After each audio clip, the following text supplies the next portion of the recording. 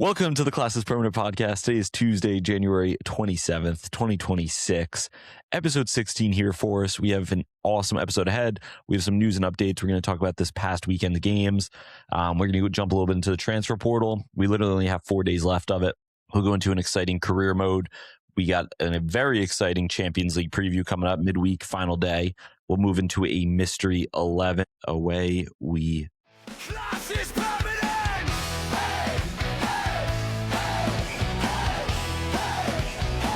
Form is temporary!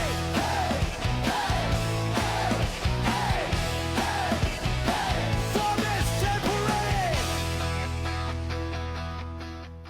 go. Alrighty, as always, I'm joined by the man, the myth, the legend, Daniel DeMarcus Capucci. What's up, Pooch? Hey, how are you? Really good energy from Pooch to start the episode. He said, Pooch, hey, how are you? no, What do I you know. want me to do? Sound like a Midwesterner or something. Like, I don't know. Hey, how Or are you? Canadian. Pooch, we're snowed in right now. Or I guess the snow has just passed, but we've been shoveling all day. Tell me, do you play in the snow a little bit? How's the snow treated you? Not at all. Snow's treated me decently. Hurt That's my it? shoulder, but, well, I can't really do anything because of my shoulder. So, doesn't bode well. This might be the But- most feminine injury of all time. You can't do man shit because you hurt your shoulder. I mean, I did man shit. It just hurts. That's actually the definition of man shit. So fair enough. But real man shit would be not complaining about it. I mean, I'm trying not to complain about it, but you asked me how the snow was, so I responded. All Real right. man shit wouldn't be wearing a leg sleeve during soccer. I haven't done that yet. I may have talked about doing that, but I haven't. Buying a leg sleeve to use during soccer. First off, it's drip. Secondly, you wouldn't know anything about that. Third off, Owen, talking about real man shit. How are we, Owen? Yeah, I'm feeling good. Right off the bat, I think there's some things that I just want to get off my chest, some things I want to get on top of. Last week, there's some audio issues. There's been this lingering narrative about me kind of spread among this podcast. So I think we're starting a new hashtag here that you should comment below. Hashtag Melt Mason. And this is kind of a two-pronged stance I'm taking about immigration's custom enforcement and Mason Greenwood. Right. So we want to melt Mason, hashtag Melt Mason. Let's get that going on Twitter, on Instagram and TikTok, and below in the comments. If we can just spread that around, thank you guys. Anyway, Wow. yeah, I'm good. I was going to ask you about the audio issues. You're good, though. Transparently, he just bombarded us. Me and Pooch, we talk a little bit before the show starts, and we didn't know Owen was going to do that. So fair enough. Hashtag Melt Mason. We stand behind him. For those that don't know, last week, Owen went through a whole bunch of stuff with Mason Greenwood. Unfortunately, the audio didn't play, so we cut it, but we put him through the entire ringer of, if he would support Mason Greenwood, if it was Jamaica versus ICE, things like that. It's better that it went this way. So look at O with a little personality. All right. Got a little hair on his chest. Yeah, fellas, let's jump into some of the news here. Some basic news I have here before we go into the weekend games. Cool story I saw. I sent it in the Twitter group chat. FC Thun of Swiss Super League are currently sitting in third. They're newly promoted and pushing for the title. They have never won a trophy or a major trophy in their 127-year career, existence. So we might have a little bit of a Leicester kind of brewing over there. Yeah, Pooch thoughts. Good for them.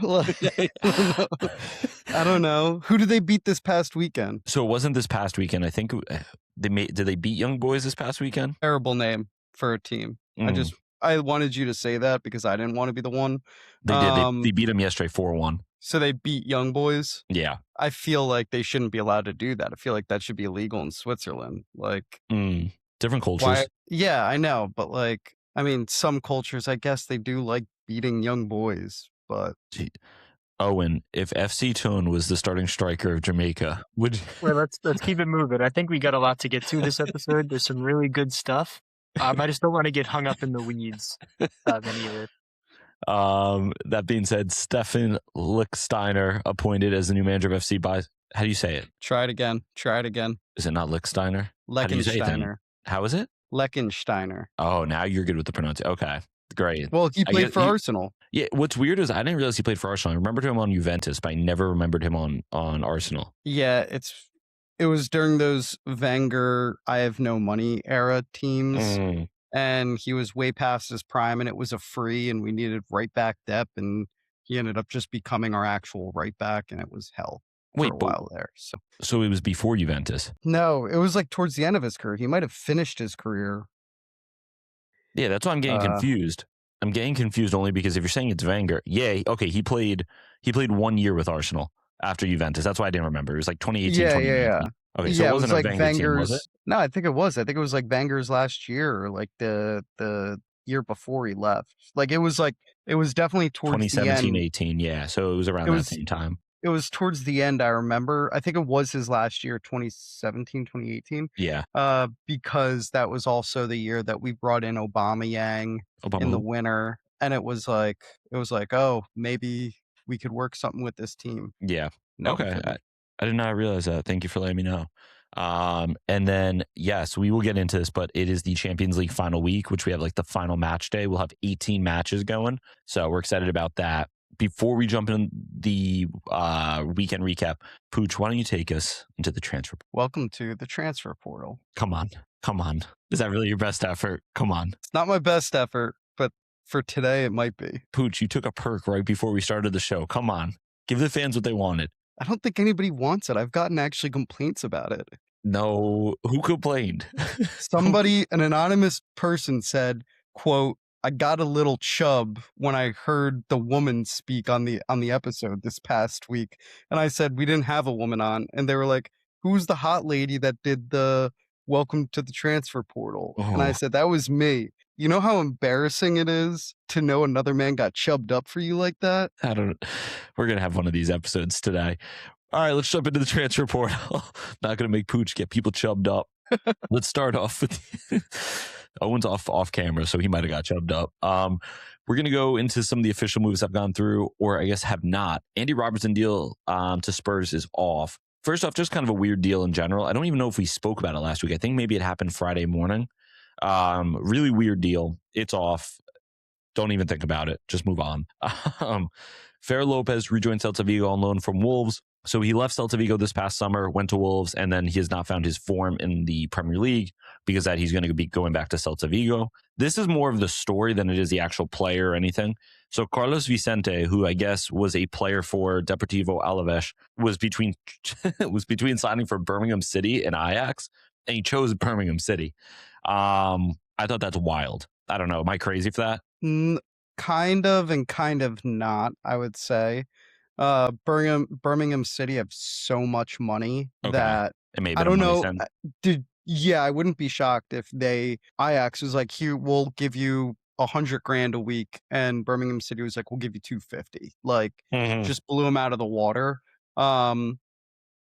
Birmingham City, they're owned by Tom Brady. Yeah. And then the big hedge fund people. So there's actually one of these All or Nothing docs, not All or Nothing, but it's an Amazon series that shows the season Birmingham had when they went down to League One. It's actually really good, but it also shows kind of what they're aiming for. And that's why I personally think I'm more of a Birmingham City fan than I am definitely a Wrexham fan, but I put the two in the same boat where they're both like lower level. We're in League One. They actually do have a bit of a rivalry in outside the show, like in real life, because they were both in League One last year together, and they both got bumped up to the championship, and they do have a bit of a rivalry because I think the bigger footballing world views it as the two one is Tom Brady, the American owners basically going at each other. So it is pretty interesting, but they're a team, if they make it to the Prem one day, I would give them more of a fighter's chance to stay in it than Wrexham because of the money that they have. Wrexham would need to bring in more people to back them. And Birmingham City just have that already. So they have more of a history. They have, I'm going to start getting into my Wrexham hate. So I'll stop myself because we're going over the transfers. But yeah.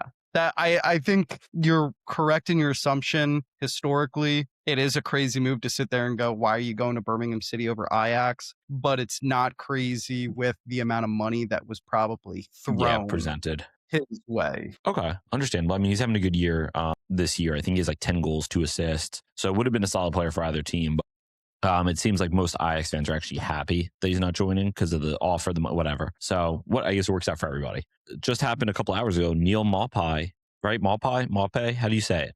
This is one of those names I read all the time and I've never heard someone say it. I say Maupay, but I Maupay. also am like 90% wrong in all my pronunciations. Right. I don't know why I'm asking you. This was a bad decision. Yeah. All right. Well, he's going to Sevilla. Preview.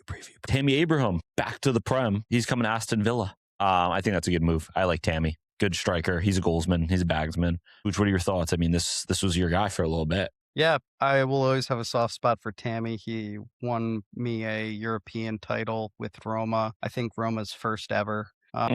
So always have a soft spot for him. I think it's a good move. I mean, if he gets on well, I could see him possibly making the English national team. He's finally back in the eye. Yeah, he's back in the eye of the like he's not all the way out in Turkey where it's right. Tuchel's not flying to Turkey to watch him play. So right. I mean, that being said, though, do you really see him making the team with Kane in front of him, Ollie Watkins ahead of him? Well, I guess we'll see at Aston Villa if Ollie Watkins is ahead of him. Yeah, like I was gonna say, like that's one of the positions that I'm looking forward to finding out what they go with, the English national team. Yeah.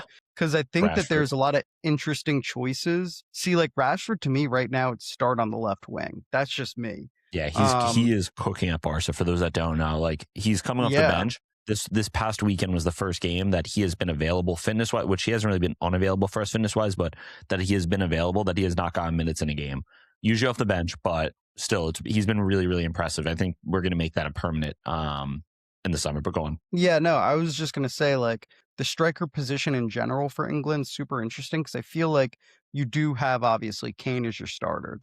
That's like the first name penciled in. But then after that, it's like you could have Ollie Watkins. You could potentially have Tammy Abraham. You could have Calvert-Lewin, who's been playing phenomenal. No, but he's been playing super well for Leeds in the same league. Like, yeah, I see what you're saying. If you're going level playing field. Yeah, like Big Dom. you also Big Dom, like if he turns it on closer to the summer, you have Ivan Toney, maybe he gets pulled back in, Liam Delap, like there's a Tammy Abraham. Right. There's to me there's so many options where it's like what do you want? You could also make a case for Jude Bellingham playing the false nine. Like his best like role. you know what I'm saying? Like there's a ton of options. I think it's going to be super interesting to see what they go with. Because I think it would also lend to knowing what Tuchel wants to play. Because if he does go with like another striker to hold up the ball, because Kane's obviously good with holding up the ball, and then maybe a guy that you know is just going to get in behind. Like they all, for the most part, the English strikers are typical like hold up the ball, big lads. That's why I think Ollie Watkins will probably get in because he's not as much he's a different profile. Yeah. But all right, we'll see. It's going to heat up as we get closer to the World Cup, seeing who makes the teams and, like you said, who's in form. And then you wrote this in here as official. So Paqueta to Flamengo, is that that's official now? Because I know it's like the 95%. ink's just drying. Yeah. It's not. I was gonna put it in rumors, but it's not necessarily a rumor because I saw before we started recording that like it's like a 35 mil deal to Flamengo. And it's literally just signing paperwork at this point. So fair enough. Let's jump back. Real quick, Mateus Fernandez. You see the West Ham game this weekend? Dude, baller. We saved West Ham. Yeah, we legitimately did. We don't talk about Frankfurt. Don't talk about Frankfurt. That's not our fault. Well, they didn't do anything we told them to do. Exactly. West Ham didn't either. All right, rumors. So this is obviously the big one. I think this is the big move. I guess we'll probably see to end the window. Is where does Maiteta end up? So now apparently Nottingham have submitted an offer and they're pushing for him. Obviously Juventus were interested. Crystal Palace is willing to sanction a move, but they were going to be pretty strict on the value, the number. I get they obviously just don't really care where he ends up. The interesting part is, and the only reason I'm going to two-part this, so Kolo Muani may be leaving Spurs to go to Juventus. He's on loan at Spurs. He's obviously, his parenthood club is PSG, but transparently at Tottenham, he looks like garbage. just does not fit in, not good. Juventus obviously are now thinking, well, maybe we'll pivot to Colomwani on a loan, let Maiteta go wherever else. Supposedly now, should Colomwani go to Juventus, Tottenham would then be in on Maiteta or even Strand Larsen, who seems to be the other guy that all these teams are interested in. It's so funny. It's like I don't know, like a wheel. You know what I mean? It's like a carousel, seeing like who and where they're going. So this is something to keep an eye on. I mean, at Tottenham, I wouldn't mind Maiteta. It's just another, like, we just need attackers. Thomas Frank doesn't want to lose attackers, which I get because we're already injured and have so little. But at the end of the day, like, I would take Maiteta. I know he's probably has a little bit of a limited ceiling, but it would allow us to move off of Richarlison too, who obviously is hurt right now, but move off for him down the road permanently because he's even more limited. You know, he can do what he does well, but that's it. Pooch, thoughts? If I'm Tottenham, I stay as far away from Mateta as possible. Oh, why is that? For the main reason, it feels way too much like a Dom Solanke type of signing. Well, Dom Solanke right now is our best striker. So, and do you love that idea that Dom Solanke is your best striker? I think if you asked me in the summer, I'd say no. I think now that he's been hurt for 6 months and just came back, the difference we've seen, just because of, like you said earlier, what he does in holding up the ball, what he does in, he presses well, which I always make fun of, like 60 million for pressing because everyone always talks about how good he presses. But I think I really undervalued him. But now that when I see he brings to the team, and again, it's not like we're winning games because of him. But my point being is versus Richarlison, versus Colomwani, some of these other guys, which are different profiles, but just seeing them like, okay, so yeah, I mean, at the end of the day, do I think Dom Solanke is the best striker in the world? No, but I have a different appreciation for him now. Let's say that. I would say, do you think Mateta gets you into a Champions League spot? No, but I also think I don't think a striker does that first regardless. That's kind of my point right now. Okay, then I wouldn't even go after a striker. I'd go after wingers. No. Like, right. That's what Tottenham fans want. Correct. Yeah. Like, that's why I'd state, like, why would you waste 40, 50 mil on a position that you feel like for right now we're good with? And then in the summer, there's going to be another 40, 50 mil striker available that will have the same amount of purple patch ability that Mateta has. I think if I'm Palace, I don't give him to Forest because you need to get him out of the Prem at that point. Yeah, and Juventus has to be the spot. It's one thing giving him to Tottenham because if you're Palace, you realize like, hey, big dogs got to eat first. Like, I'm not in that conversation with Tottenham in terms of like stature of the league. But Forest, you're sitting there and you're like, Forest is in 17th right now. That could be next year us if we get rid of him and give him to Forest. Like, they could with him jump us. So like, it's kind of like you don't want to give him to that team unless they overpay for him. But that's my thought on it. Yeah, I mean, I think, and I don't want to get into Tottenham too much. I say that every episode, but I think when it comes to Spurs, all of us as Spurs fans are like, the two things we need desperately before this window ends is a deep line playmaker or just transparently just a progressive passer because we don't really have that in any of our midfield profiles. And then we need wingers. Like, all we have is a true winger that's fit at the moment is Wilson Odegaard.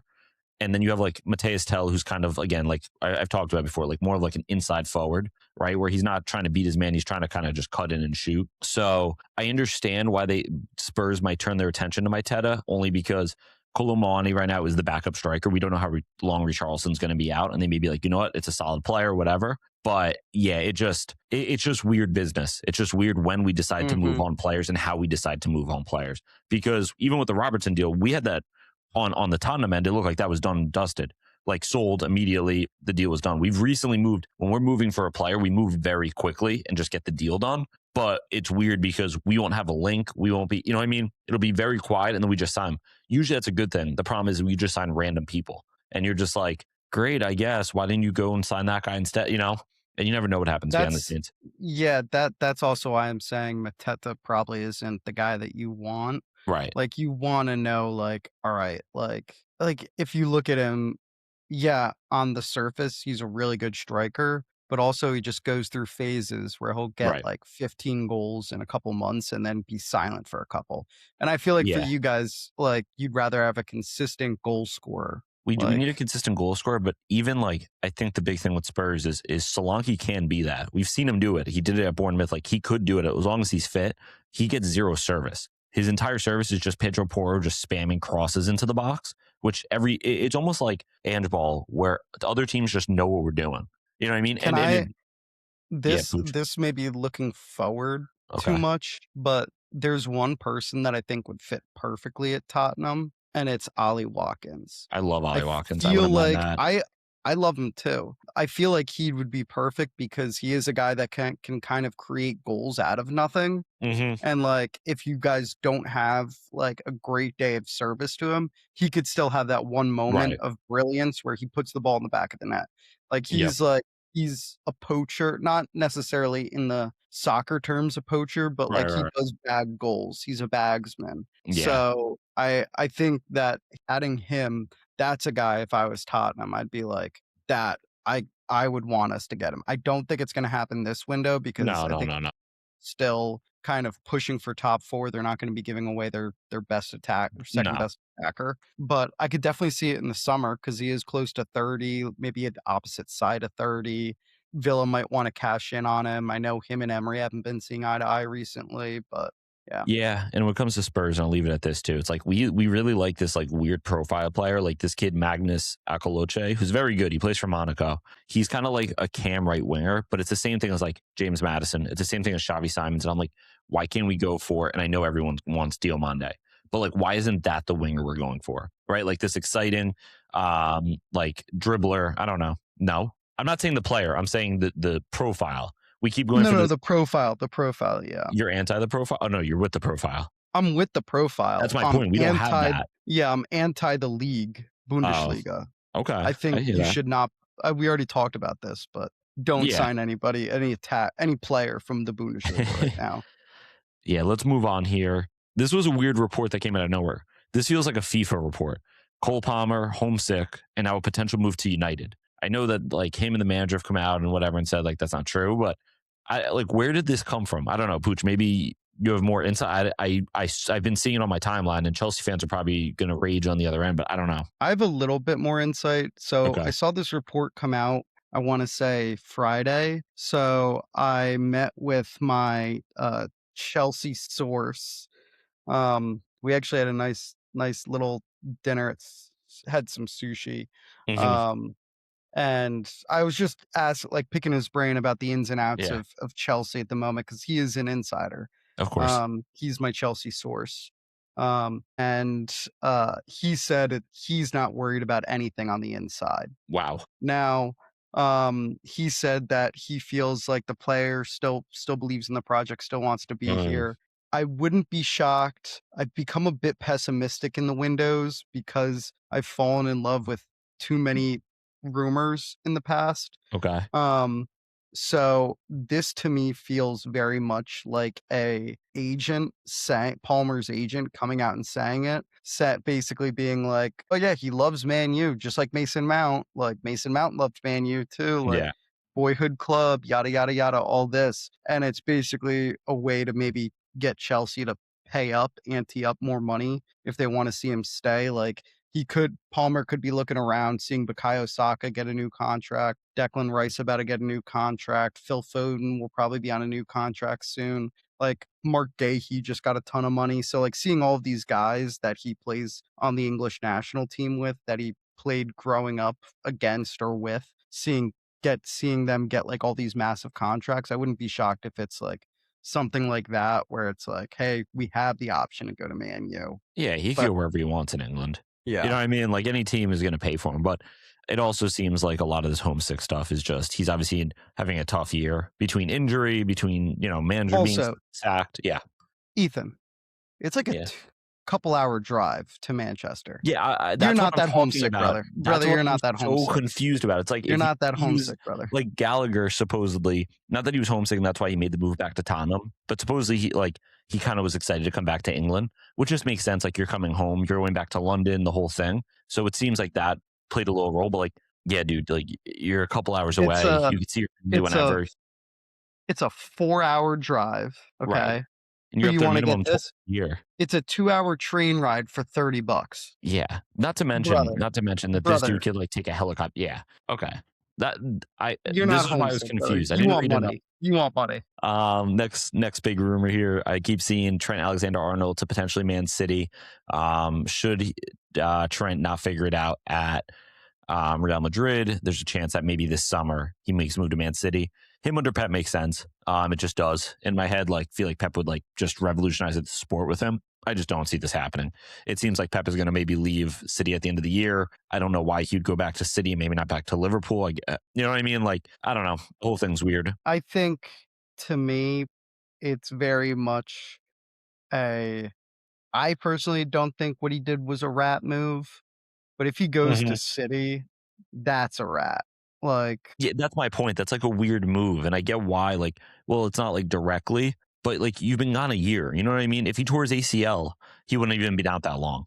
You know, like, or he would I have been longer. yeah, like I don't because the report that I saw was like the new manager was basically told him like, Right. "Hey, we're not going to use you. We don't want you anymore," which is kind of crazy for him to be saying that Yeah. to Trent, but not to like a Vinny or like a Jude, who they've basically all just accomplished the same amount of things. Yeah. Um, but whatever, that's besides the point. I just don't. I think Trent would rather try and make it work at Real for at least another year than Mhm.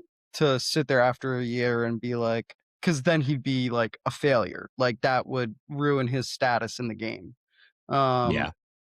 even if he was to go to like a City or any other, it's like you ruined your status like You by should just stayed at Liverpool. At the end of the day, like when exactly. you're a legend like that at a club, and we talk about with Barcelona, especially with some of the youngsters leaving, it's like you just stay. If you are settled at a team that is competing for the highest trophies, which Liverpool is, right? Like maybe not every year that they are like the UCL contender, top favorite, but it's like at the end of the day, you're always in the Champions League. You're always competing for the Premier League. It's like you at this point are a captain of the club. You'll be a boyhood hero. You know what I mean? Like you just stay. It just feels like the right thing to do, and I don't get it. Whatever. I I think I may understand it from his point, like, You want a new money challenge, but aside like you're too yeah, good for a new like challenge. huh? I, He's too I old, like you said? like when players say like I want a new challenge. Like Trent is 27, right? I just feel like when I want a new challenge means I've literally won everything I could here, and I guess at Liverpool he essentially has, but like not in a way where it's like you know what, like we're just going through the same motions. Maybe like I don't know. I I just don't feel like know. He won a few league and FA Cups. He won 2 league titles, which they hadn't he done won the for over Champions 30 League. years, and he won the Champions League. Like, I don't think it was, like, so much a, like, thought of, "I've won everything I could've," meaning, like, Liverpool are going nowhere. Hmm. I think it was more like, "Listen, I've given everything to this club that I've been, like, since, like, a little kid a part of." Yeah. Like, I wanna try my luck somewhere else. Like, I Yeah, feel I guess you can't knock like him for that. yeah, like, Just and weird though. I think he made it a point at 27 instead of, like, 33 when his options would have been, like, Limited. Valencia or, like, I don't know, Yeah, I C guess. Lens. All right, It's now he that we has talked it through, you're right. And I honestly I thought Trent was like 24, so that's why I was going to be like, like move at like 27, 28 when you're like kind of at the sun set of your career. But all right, I mean this move's not going to happen, but no, I it's in the and news, I wouldn't be shocked if in like a year or two he leaves Real Madrid for Liverpool. Like he right? He to goes me home. seems a one or two club guy. It's kind of like a Marcus Rashford, where I Mm, feel like, and I know Rashford just was on loan at Villa, but to me Rashford it will always be known as United and then Barcelona, and then I guarantee you once Barcelona yeah, ends, he'll go we'll go right back. back to United. Will Like I Rashford especially? I mean, he's going to probably sign for Barca for about 30 mil. That'll be the price. And then if I'm not, he's 28, so we'll sign him on a 2 to 3 year deal. He'll back up and work within Rafinha, right? Like they'll rotate for each other. And then at that point, like 30, 31, United will probably be getting their bearings back, and he'll come back as the leader, and you know what I mean. And it'll probably be a Ronaldo type, but I agree with you on that, Pooch. And then the final kind of big rumor we saw here, Douglas Luiz to Aston Villa. So we talked about it last episode. He's between a couple of clubs, but it's looking like Aston Villa are pushing the hardest, which I guess makes sense for them. He played there. That's where he played his best. That's where he met his girlfriend, which I think they're broken up, right? Wasn't that the thing? They both moved to Juventus or whatever together. I was gonna mention that.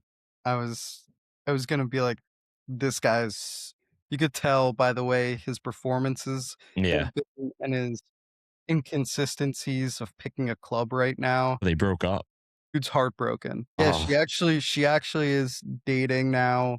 somebody that was on Love Island UK, like either season 10 or 12, I want to say, like one of the more recent seasons. But if Wow. I was Douglas Luiz, you could tell that dude's heartbroken right now. Poor man. He's like, because she just moved back to the US or the UK. I want to say she actually may have moved back to Aston Villa. She moved back to Leicester. Leicester. Okay, never mind. Yeah. I'm looking it up as we speak. I'm always on the back end here. Okay, hold on. Let me see something real quick. Montiel McKenzie. Yeah.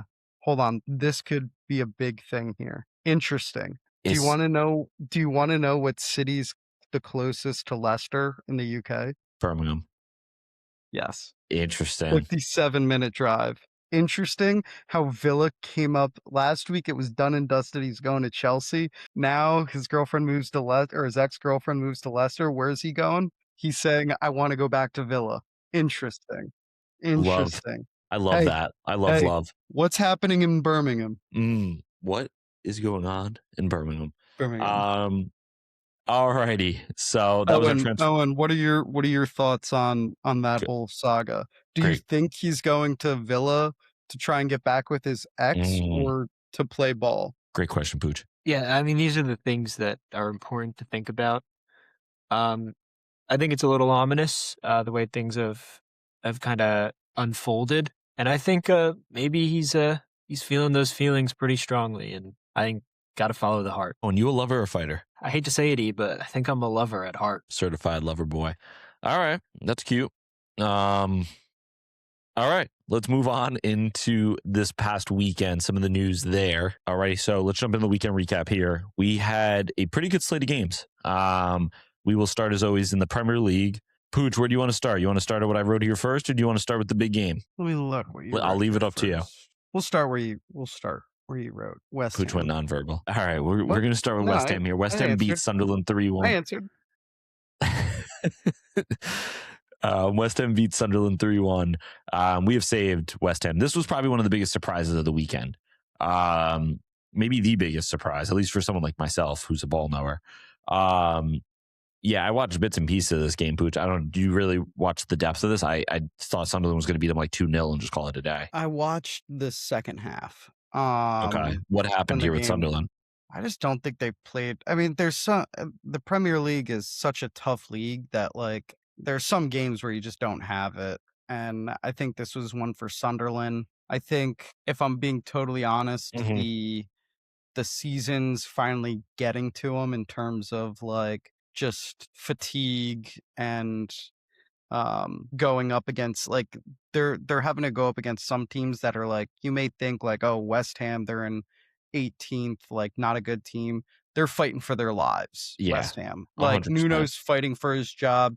Some of these players are fighting for their careers, like to stay in the Premier League, like, and it's like they're fighting. And Sunderland, if you wake up and it's one of these games where you're just like, it's a 12:30 kickoff, you're like, just had to take a train down to London the night before, didn't get a great sleep in the hotel. It's an early kickoff. You're like, like I think it's more to do with those factors than the actual play. But I think one interesting thing was we finally got to see the old Granit Xhaka back. I don't know if you saw that clip of him fighting with the fans when he got subbed off. That's awesome, though. That is Xhaka.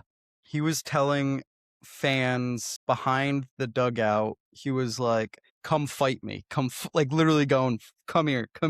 Wait, want to go? Let's go. He wasn't subbed off. He didn't even play the game. He has an ankle injury, so he wasn't even playing. He was just on the sideline talking shit. He was in a full kit. So when I saw it, when I tuned in, oh man, they took Jacques off early, I guess. And like, because he was still in the full kit. That's awesome. He's even funnier that like he was literally in the last row and he was going at it with fans. There was one fan, a big guy holding his baby and like blowing at Xhaka. There was like another guy in like a full like fur coat, like yelling at him. It was so funny. And he's literally telling him like, come down here and fight me. Like, I always have a soft spot for Xhaka. 1,000%. But yeah, I mean, just happy to see West Ham doing well, which is kind of weird as a Spurs fan to say that, because usually West Ham has this thing against Tottenham where they think like we're rivals, and most Spurs fans Yes. I'll say this for you, Ethan. On this podcast, don't apologize for a comment like that. For what? Outside of the podcast, for saying I kind of have a soft spot for West Ham. Fair. Because you're just at this point we're soccer That's it. reporters. That's it. We're reporting the game. Like Yep. no bias. We don't come in with any biases, No, anything never like that. Never Off that. the podcast, if I heard you say that, I would call you a fake fan. I'd call you a wanker. Like, Wow. because like off pod, that's when you become a Spurs fan. And Fair enough. I think those then you have to have biases. Okay. Biases. Okay. Burnley draw Spurs 2-2. Yeah, I mean, this is just the Tottenham experience. Both our center backs score. Our attackers don't Van de score. Ven with a crazy goal. He honestly could play striker for us and would probably be our best striker option. You guys have your own Mikel Merino. Yeah, we have two of them because then Romero scores in the 90th to equalize, which I keep saying that they drew us. We drew them. This is just the story of the Tottenham under Thomas Frank. Let me just give you some of the stats here, just so you like to paint the picture for those that didn't watch. So we held 62% possession. We actually outshot and XG'd them, which is like incredible. It's actually not the best example because we actually played well, according to the stats. Long story short, though, it's just the same thing every week with them. I don't know how we had this amount of attempts, and I think it's honestly just because they gave us 62% possession. You know, they decided to just sit back and let us do this. We have no idea what we're doing. We scored. Romero's was off, if I'm not mistaken, a corner. Oh, was that right? Was it off a corner? He definitely scored a header. Van de Ven's was definitely off a corner. Yeah, Van de Ven's definitely was. I think Romero's was too. I cannot remember. It was definitely a cross. And I just can't remember because he does this every week if he came running up the field or if it was off a corner. But like, we're drawing Burnley, man. That like, I yeah, think I may have a solution for Tottenham. This would be great. Thank you, Pooch. Because I know Thomas Frank is an avid listener. I'm sure. Nice guy. Yeah. Do you feel like your forwards do a good job of defending up the field? Like in the attacking line, do you feel like, hey, we actually like they do a good job of defending like when the other team's coming up with the ball? Like I got no idea. I haven't looked for it, and when I watch the games, I'm in such despair half the time. I'm not even thinking about it, but I would say probably not. I mean, I think because here's the thing, we kind of get compact defensively. We don't press high up the field. So although they do a good job, it's almost like the ball's never even really around the forwards, if that makes sense. That's perfect. That's perfect for my plan. These guys, these attackers are already in their own third defending. They know what to do. How about we do a little flipperoonie? All the attackers play defense next game. All of the defenders play attack. I like this. Because the defenders clearly can't defend. Yep. And B, the attackers clearly can't attack. So how about for one game, Thomas, you flip them. Get crazy wild. That would be awesome. I would. What would the other team think? They're like, oh wait, yeah, their front three is Porro, Romero, and Van de Ven. That's crazy. And then they're back going Solanke, Tell, and Odobert. Like, oh my god, that would be awesome. Like you might as well at this point. What if it works? Yeah, and Solanke wants to press, so you know what I mean. Like, all right, I like this. All right, well, that's talking Tottenham. I don't want to talk about them anymore until they fire him. So, this is our first Tuesday episode in a while without a sack-in. Wow. Well, I mean, I could find one like that. Oh, okay. I didn't know you were like the sack guy. No, I mean it's pretty simple. I saw a sacking. Who was it? Sir Arlen of Pennytree. Little GOT reference yesterday. Okay, I see you. Yeah. Oh, wild way that to start was a sacking. But it really wasn't a sacking. That was like a shafting. Anyway, it was a wild way to start that episode. I didn't want to text in the group chat, Me but neither. you got to respect a piece like that. You know what I mean? Yeah, I know you do. He's a little Peter Crouch. Anyway, Fulham beat Brighton 2-1. Harry Wilson with a 92nd minute free kick winner. Yeah, I got nothing on that, Pooch. It was sick. Anytime you see a free kick winner, it's sick. But like, I don't watch Harry Wilson right now is going through a career remontada. This year, he has been Fulham's best player by a country mile. Okay. And it feels very much like in the summer, a team is going to overpay for him like 40, 50 million. Yeah. To bring him in. and then he's just going to be the most mid player ever. But he's going through career remontada right now, where for a while I thought like Allen will probably get rid of him, will probably become the next Harry Winks, Oliver Skip type of player. Legends, Not good players. yeah, not I'm not trying to throw shade at Tottenham, but they're literally on a Leicester. They can't get out of a mid-table Leicester team in the championship. But a player like that, but this year he's really turned it on and kind of showed that this is his level. Never forget Harry Winks bossed a Real Madrid midfield. But that being said, that's what I'm saying. He was good for a year or two, but now he can't get out of Leicester. These things happen. Leicester's not an easy place to get out of. Man City, they beat Wolves 2-0. Pooch, this is foreshadowing. Is this the match week where things flip? Are you worried? No. All right, don't get too deep into it. We'll get to it in a second, but Man City now 4 points off the top. Oh, not worried. I mean, they beat literally the worst team in the league. So I hope you're not worried. Yeah. You look a little worried. Not at all. Not you at seem all. a little worried. Okay. I didn't watch this game. I don't watch that. No. This game was awesome. This game was terrific. Bournemouth versus Liverpool.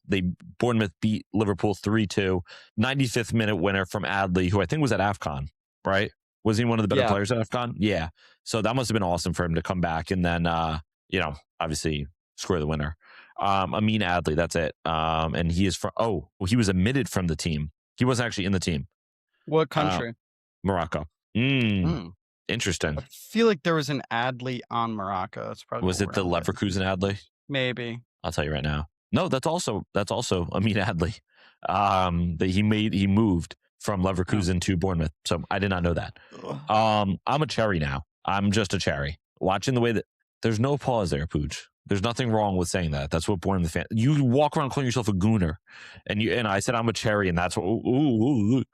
I don't understand. This is going to go back to Tottenham as usual. Like, I watch Bournemouth, who are supposed to have worst players, and they just play better football. I don't get it. Like, and yes, there are players on that Bournemouth team I love, like Marco Senesi. I love Alex Scott. Junior Krupi, good player too. But I'm just like, the rest of the squad is kind of like, who are you?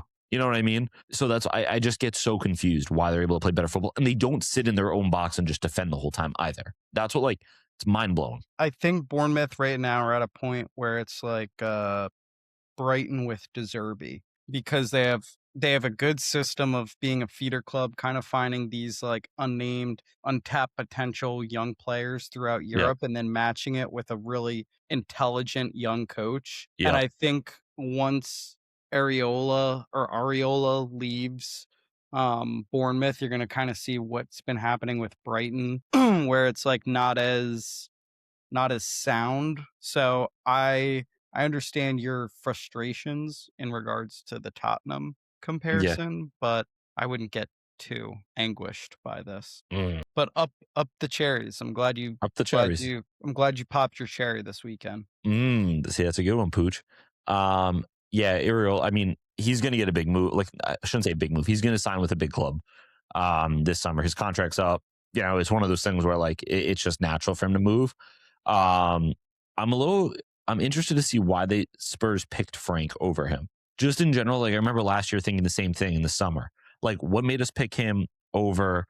I guess at that point Glasner wasn't going to leave, but you know what I mean. Like, what was the defining qualities about Frank that made them pick Iriola over, maybe, or vice versa, or was it that he said he's not leaving? You know what I mean? It's just one of those curious things that like we never really knew about him, other than at least we didn't know what the defining qualities of Frank were, other than he's done well in the league, he's versatile, he's flexible.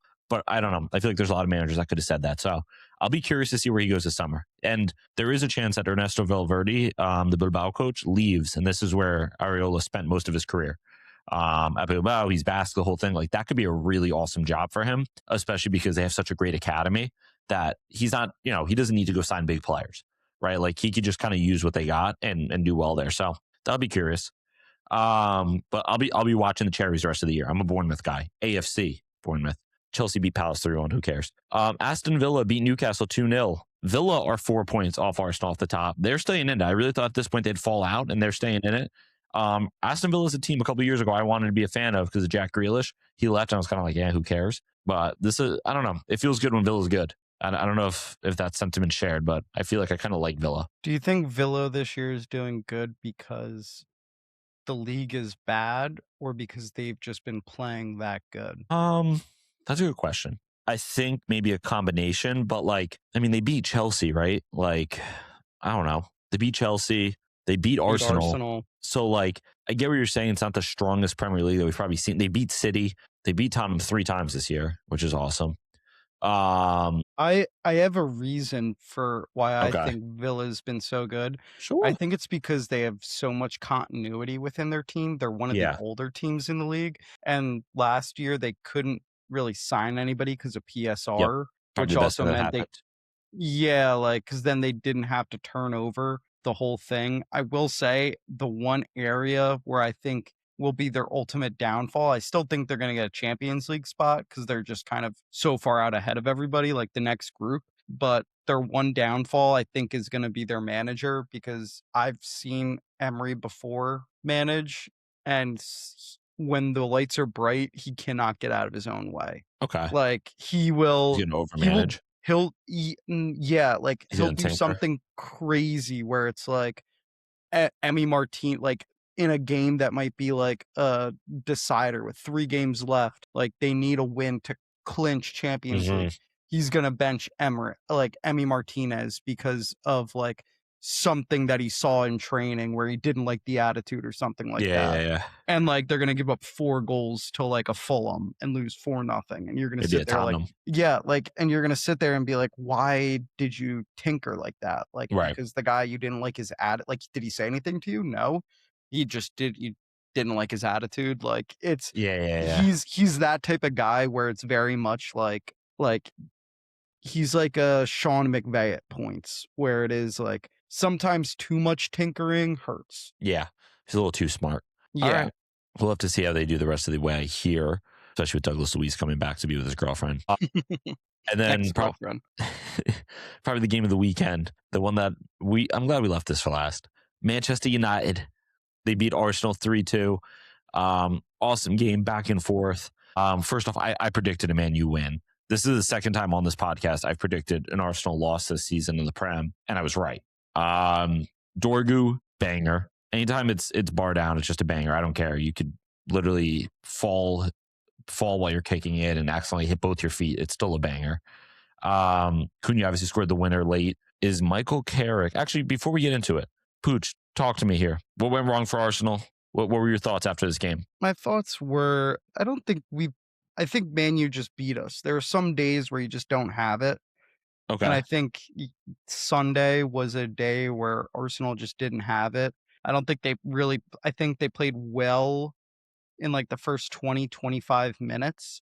But after that, besides like a 15, 20-minute period where they scored a goal in the second half, we were not the better team. It just felt very flat from us in terms of the way we played, the way we moved the ball. Everything kind of felt slow and flat.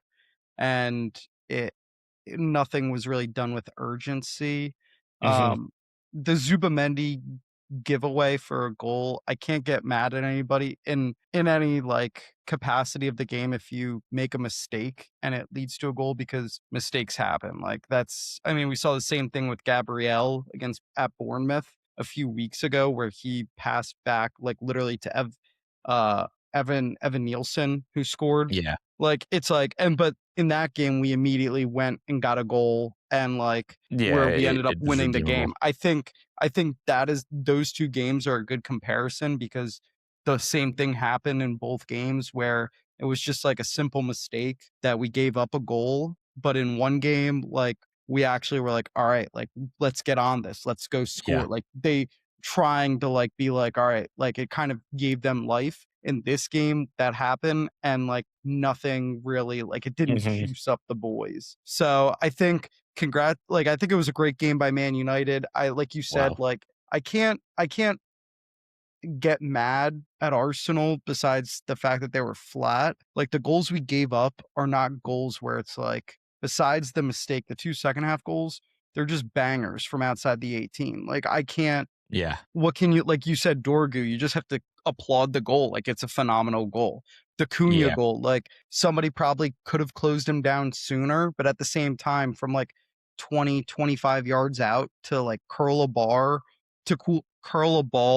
into the corner pocket like that, like, that's something that I only dream I could have the ability to do. So it's like, I can't get mad at those 2 goals that we gave up. I wish that we didn't. I wish we had more control of the game. I think that's where it stemmed from. But yeah, those are my thoughts. Fair enough. As I guess you'd call me a neutral watching this game. Maybe I'm not a neutral. No, you were not a neutral. You were texting me during the game. It was not neutral behavior what you were saying. I was actually about to be nice to you. But that being said, yeah, Arsenal, I mean, just based on stats, you guys outplayed them. 56% possession, better XG, more, you outshot them. Bad. XG bullshit. I don't know, Ethan. You and I both had eyes. You watched that game. Who was the better team? United won the game. Yeah, exactly. But that's my point exactly. We did not play a better game. No. We're not moving past that. It's we okay. have You guys 4 eyes. played well, Pooch. We have 4 eyes Pooch, between us. Owen, did you watch the game? Owen, did you watch the game? Yeah. Yeah, okay. So we have 6 eyes between us. Raise your hand if you think that Man U played the better game. That's two out of the 3 hands. Arsenal, dude, I'm looking at the stats. Arsenal played good. You guys are fine. You have a 4-point cushion between you and City, that's fine. and you and Villa. I'm not talking about that. I'm talking good. about XG. I'm talking about XG bullshit, where big data wants you to sit there and say, "Oh, Arsenal had more XG. This is how we calculate it. This is the good things about XG." Dude, you had 9 corners. You had 9 corners to their 2. I know, and every single time we had one, it was difficult for them. So I'm telling you, you guys played well. You held the ball. You put pressure on them, but just wasn't your day. That's all. You guys will be fine. You're going to still win the league. How about we sit there here and look at the field tilt? Ooh, that will really determine who played the better game, who had the best field tilt. Bunch of nerds taking over sports. I hate it. I mean, I'm with you. I'm trying to give you a little like confidence here that you guys are fine to win the league. You guys are you feel totally good. I feel totally good. You think the players in the locker room, they're all good mentally. They don't see City creeping up on them 4 points behind. Villa staying strong. You're good. Okay. No, we're good. When do you guys play City? Coming up soon, I want to say. I'll tell you right now. April 18th. So not soon. Soon. Okay. And did you guys already play Villa twice? You definitely played them once. No, we played Villa twice. We don't. Oh my God. You guys played them like within. Yeah, you guys played them like in the same month. That's weird. But all right. That's fine. We play you soon. Spurs play Arsenal. I'll tell you right now. February 22nd. So that's a game we'll live stream. It's actually my mom's birthday. Me and Pooch will get together. We'll live stream it. We'll eat some Magusi. But yeah, it was a fun weekend for the Premier League.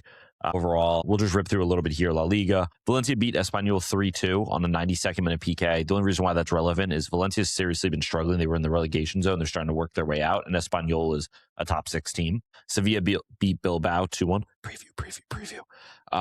Which again, also Sevilla were struggling, and they beat Bilbao. And now, for those that don't know, so Sergio Ramos and his consortium are finalizing a deal to purchase Sevilla for about 450 million euros. So we should see, that'll be really interesting. Madrid beats Villarreal 2-0. Most of you are probably like, wow, Villarreal sucks. Who cares? Villarreal are actually one of the top teams in La Liga. So it was obviously a big game in the La Liga race. I think Villarreal is 3rd, maybe they're 4th now. They're around there. Mbappe had a brace. He's in good form. Atletico beat Mallorca. Huh? Mbappe. Fred Mbappe. Atletico beat Mallorca 3-0. Just giving an update there. Barca beat Oviedo 3-0. Lamine with a bike. What was more impressive is on his first goal, he pressed his pressing ability that ends up getting the ball to Daniel Olmo, hits a banger. Fidmi Lopez in crazy form too, just about to renew his contract. Barca's just dogs right now. We're going to win the Champions League. Pooch, what did you think about that Barca game versus Oviedo? And true transparency, I was watching the football game. I don't know, the Bundesliga. One of our teams is going to the Super Bowl. I didn't want to bring it up congrats too on much that, Pooch. I didn't want to bring it up too much because me and you were Super Bowl champions. We've been there before.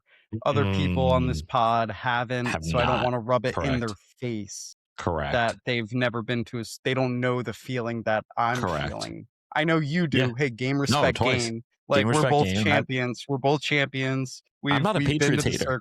I don't hate I the know you're Patriots. You not. got to respect it. And I'm not a Giants hater. I just like Thanks. fueling the flames of Giants fans. I'll shake. Yeah. Shake. Yeah. Cool. Yeah. But right. at least me and you know what it feels like to win a Super Bowl, to go to a Super Bowl. Yep. Have quarterbacks that we're excited about. Yeah. That we're very excited about. And Yeah. not build our team around like a wide receiver, because that's a crazy. smart thing to do. That's smart crazy. thing to do would be to build a team around a wide receiver. Yeah. Yeah, crazy. Anyway, move to the Bundesliga. That was a big sigh there, Owen. Thoughts, Owen? Big sigh.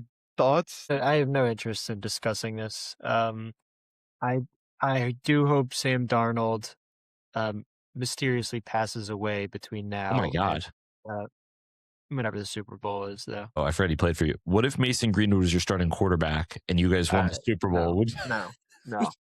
But real quick, can you at least congratulate me for making the Super Bowl? I feel like Yeah, that'd be a good that's thing. fucked up. You didn't do that. I don't care about you or the New England Patriots even a little bit. Wow. But I Sounds feel like you like care a little bit. I would congratulate you if you made the Super Bowl. I feel like the only nice thing to do would be to congratulate me when I make the Super Bowl. I'm going to be honest. I don't think the context could be any more different between our two teams of choice. And I think it absolves me of any responsibility in having to say anything kind to you. Anyway, I hear you.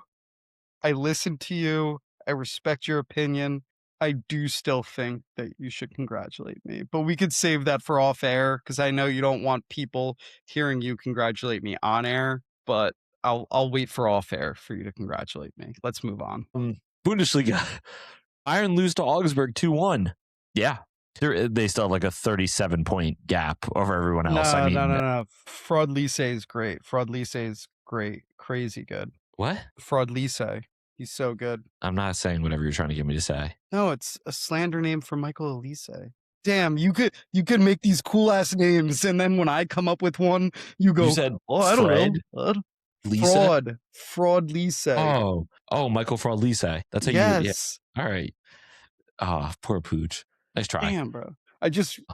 Inter beat Pisa 6-2. They're sitting 6 points clear on top of Serie A. We've talked about every week that title race is going to be fun, but they got a little bit of some breathing room. Como thrashing Torino 6-0.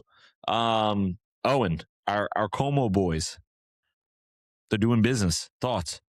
it was just so that game started a bit before the Spurs game. Beautiful. So I woke up to watch what I could before Spurs start.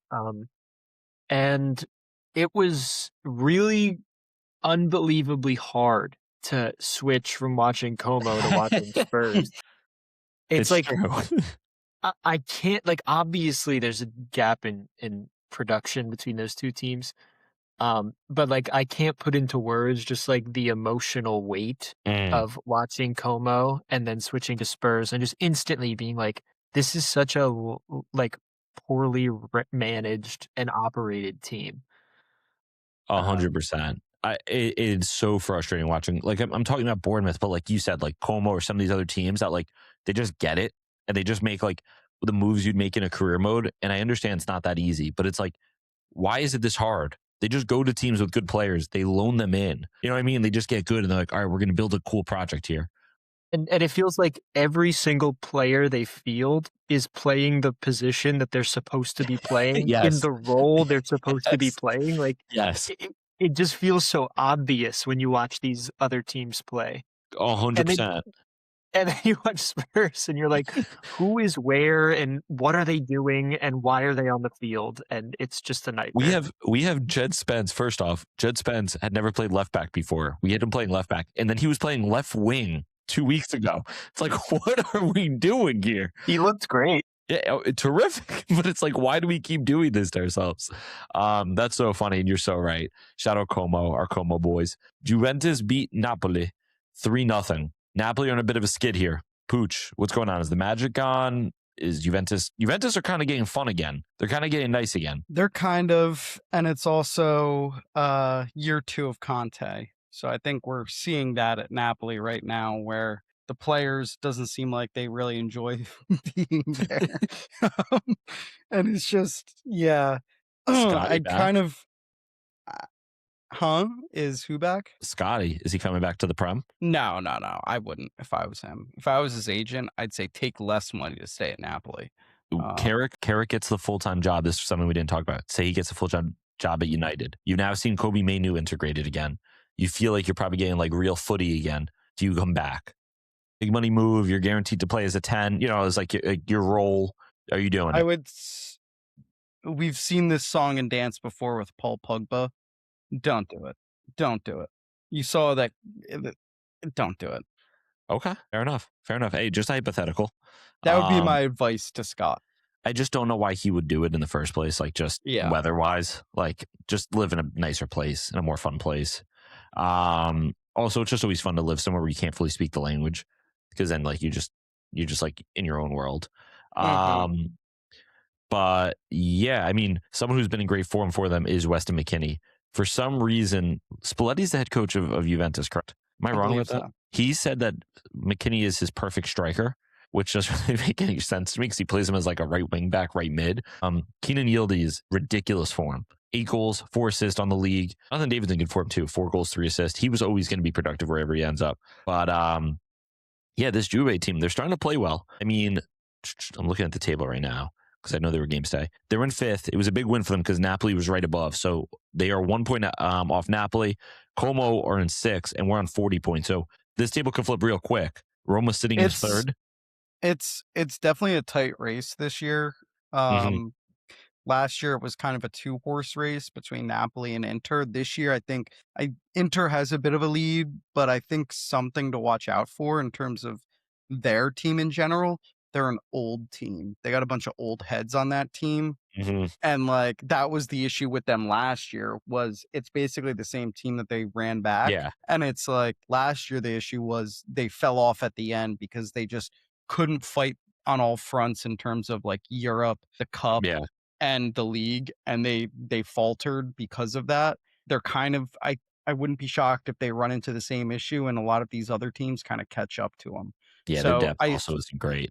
No, I do think it's right now, if I had to put my Serie A hat on, I'd say it's a 6-horse race. Okay. I mean, I'd agree. Right. So right now I was wrong. Inter actually 5 points over Milan. So you have Inter on 52. You have Milan in 2nd on 47. You then have Roma on 43, Napoli on 43, Juve on 42, and then you have Como on 40. Yes, Como and Juventus and Napoli, maybe not. I guess Napoli still could make No. I would say as long as you're within as long as you're within like a 10-point range, around like 1 or 2 off of a 10-point range this point in the year, I would still consider you in the title race. Yeah, I mean, the fun part more than anything, I mean, with the title race, right? Like obviously Milan are best positioned to try and take it from them. But again, you never know who goes on a crazy run of form and who has what fixture still left ahead of them. But that being said, like if you're Como, like the season's fully to play for, you can finish 2nd. You know what I mean? Yeah. Which I think is almost more fun, where it's not just championship or bust. It's like you can fully fall in a 2nd or you can finish 6th. So that'll be exciting to see. And you're playing with house money too. It's your 2nd full year in Serie A, like the top division. But I just mean all the teams. Yeah, for you to sit here and be at the end of the year, like even get Europe, you're sitting here like that's a win. Like even 100%. if before the season, if you told somebody on Como, like a Como fan, like 9 months from now, you're going to be sitting in 6th place. Oh my God. And like, that's the season. They'd be like, I will take that in a heartbeat. Yeah. Like 100%. So. And then let's move to your boys, your Roma boys. So they drew Milan 1-1, which has obviously created that larger gap. Obviously helped you guys out. Talk to me about this game. You watch this game, Pooch, or no? I watched a bit of it. Okay. All I got to say is, okay. They got Modric. They got Leao. They got Pulisic. We got Daniel Malen. We got Malen. We got Malen. The last. Go on. No, he actually didn't play that great. But no, it was a classic Roma performance this season where we dominated the entire game. We give up a goal, and then all we can do is get 1 goal back, a PK, to salvage a point.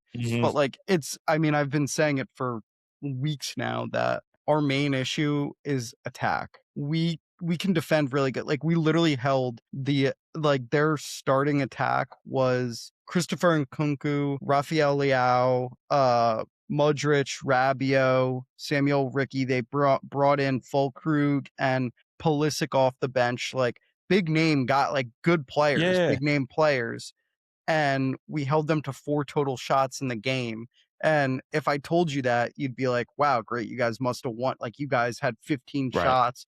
You held like 60% possession or something like that. You guys must have won 2-3 nothing. And it was a 1-1 draw where we got a PK that salvaged the draw. It's like that's been our if we could figure out if we could somehow get the attack to score minimum 2 goals a game, we would be top of of Serie A right now. Like that's our team is so good defensively. We're such a good defensive team. We just have 0 attack to us. So it's still a work in progress. I'm still holding on to my mid-season prediction. Remember, I said Roma winning Serie A. So it's looking okay right now.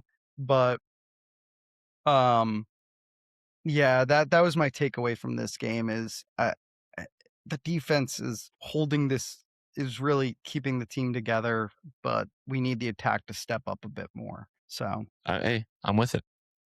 Alrighty, we'll finish off here quick with some league. Marseille beat Lens 3-1. That's obviously a massive one because Marseille were, I believe, in third. Lens were on top of the table. PSG win, which makes them jump up top of the table. They're only 2 points ahead of Lens. So we're still in, there is still a title race here, and Lens could still pull this back. But that definitely felt like a game that we might not see PSG slip again. It almost feels a little bit like, you needed to win this one, right? Like you can't really give up points. Marseille's obviously a good team. You wrote here Nwaneri masterclass. Did you watch this or did he just score? Nwaneri. What No, he had 2 goal. He had a goal and assist, I believe.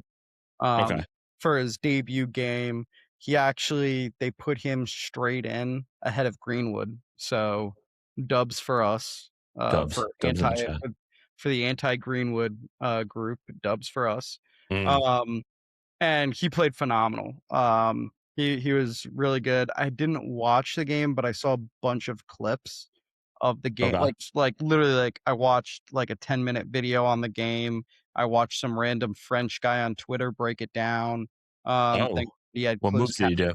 On moves. Said he broke it down. But yeah, he hit the floss. I don't know. And no, but I think he played really well.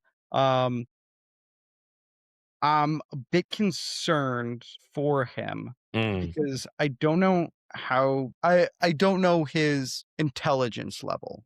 And I don't want to come off as being too mean to him. But Urian Timber's brother, Quentin Timber, just joined, and he's been tied at this dude's hip. So I'm hoping that he doesn't think, oh, me and Urian got transferred over to Marseille. Like, me and Urian, like, I can't believe Arsenal let him go. He was playing so well. Like, wait, how come Urian's playing midfield with me? This is weird, but whatever. So I'm hoping he's smart enough to know that that's his twin brother. Oh my God. Well, no, good for him. Did you see from this game what happened with the fans of Marseille? No, I didn't. So I believe it was either the French League or UEFA that banned, I want to say the Nord-Sud, the north side of the stadium, which is I did see this. I didn't realize. Where all the ultras are for whatever reason, I forget. So there was one half of the field, the stands, that was empty. The other half, this South Suda, was decided to show their support for their other fans, and they lit off maybe like 1 billion fireworks in the stadium. Like it was just a nuts scene. They panned to Aubameyang on the bench, who at first looked scared and then noticed the camera was on him and immediately went to like a happy grin. Yeah. But like the first moment that they panned to him, you could tell it was a true sense of fear. Like, oh my God, like, what is going on? A lot of like fireworks.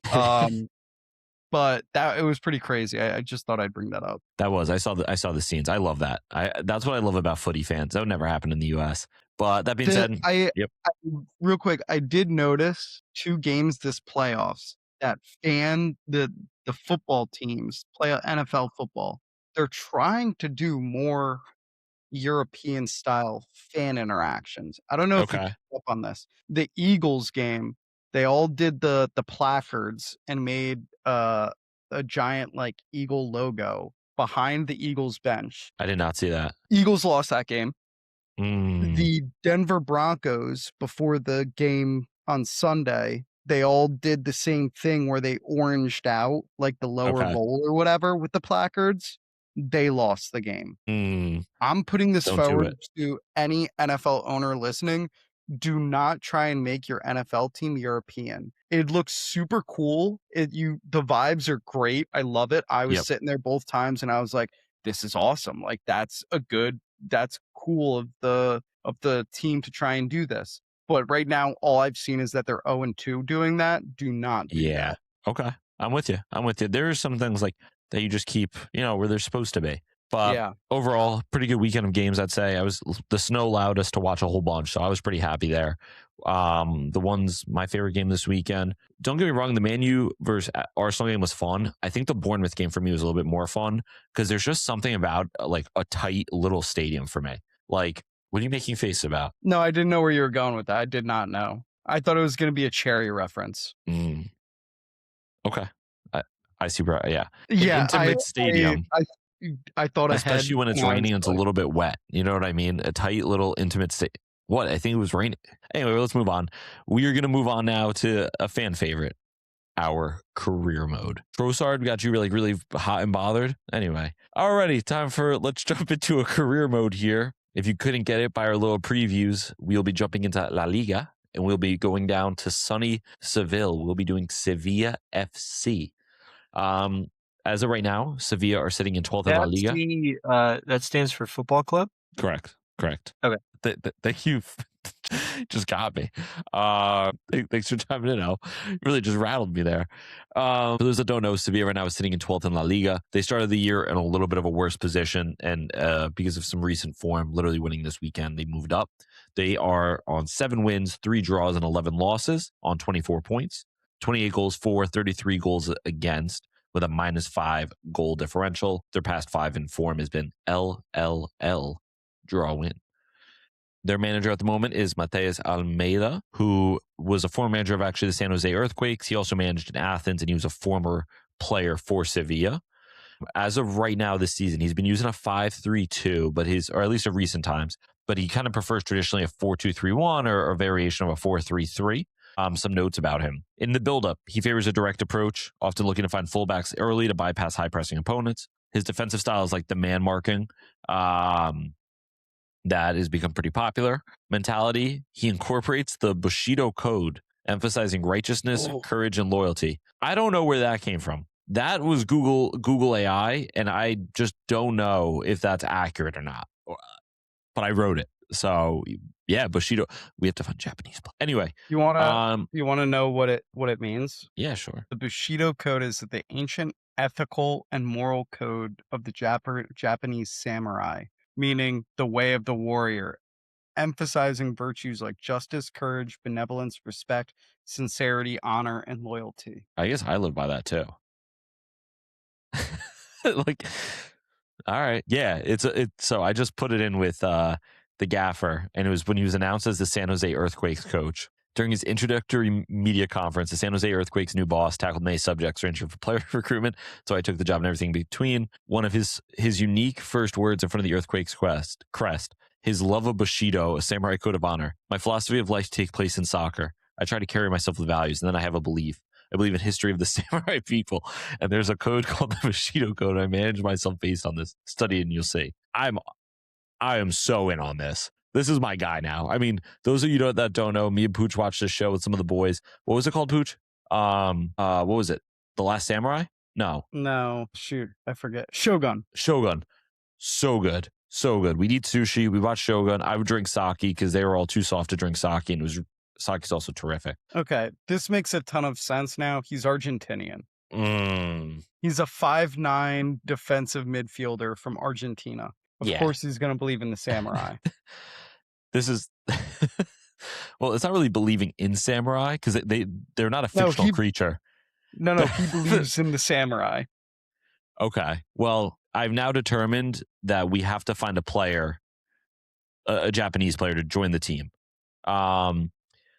Before we get too deep into it, let's continue here just with some info on them. So Sergio Ramos, like I mentioned earlier, him and his group are going to be purchasing the club, stabilize it financially. They've been struggling, and then on top of it, just with their kind of seesaw form, where some seasons they're competing in the top four, and then some they're struggling.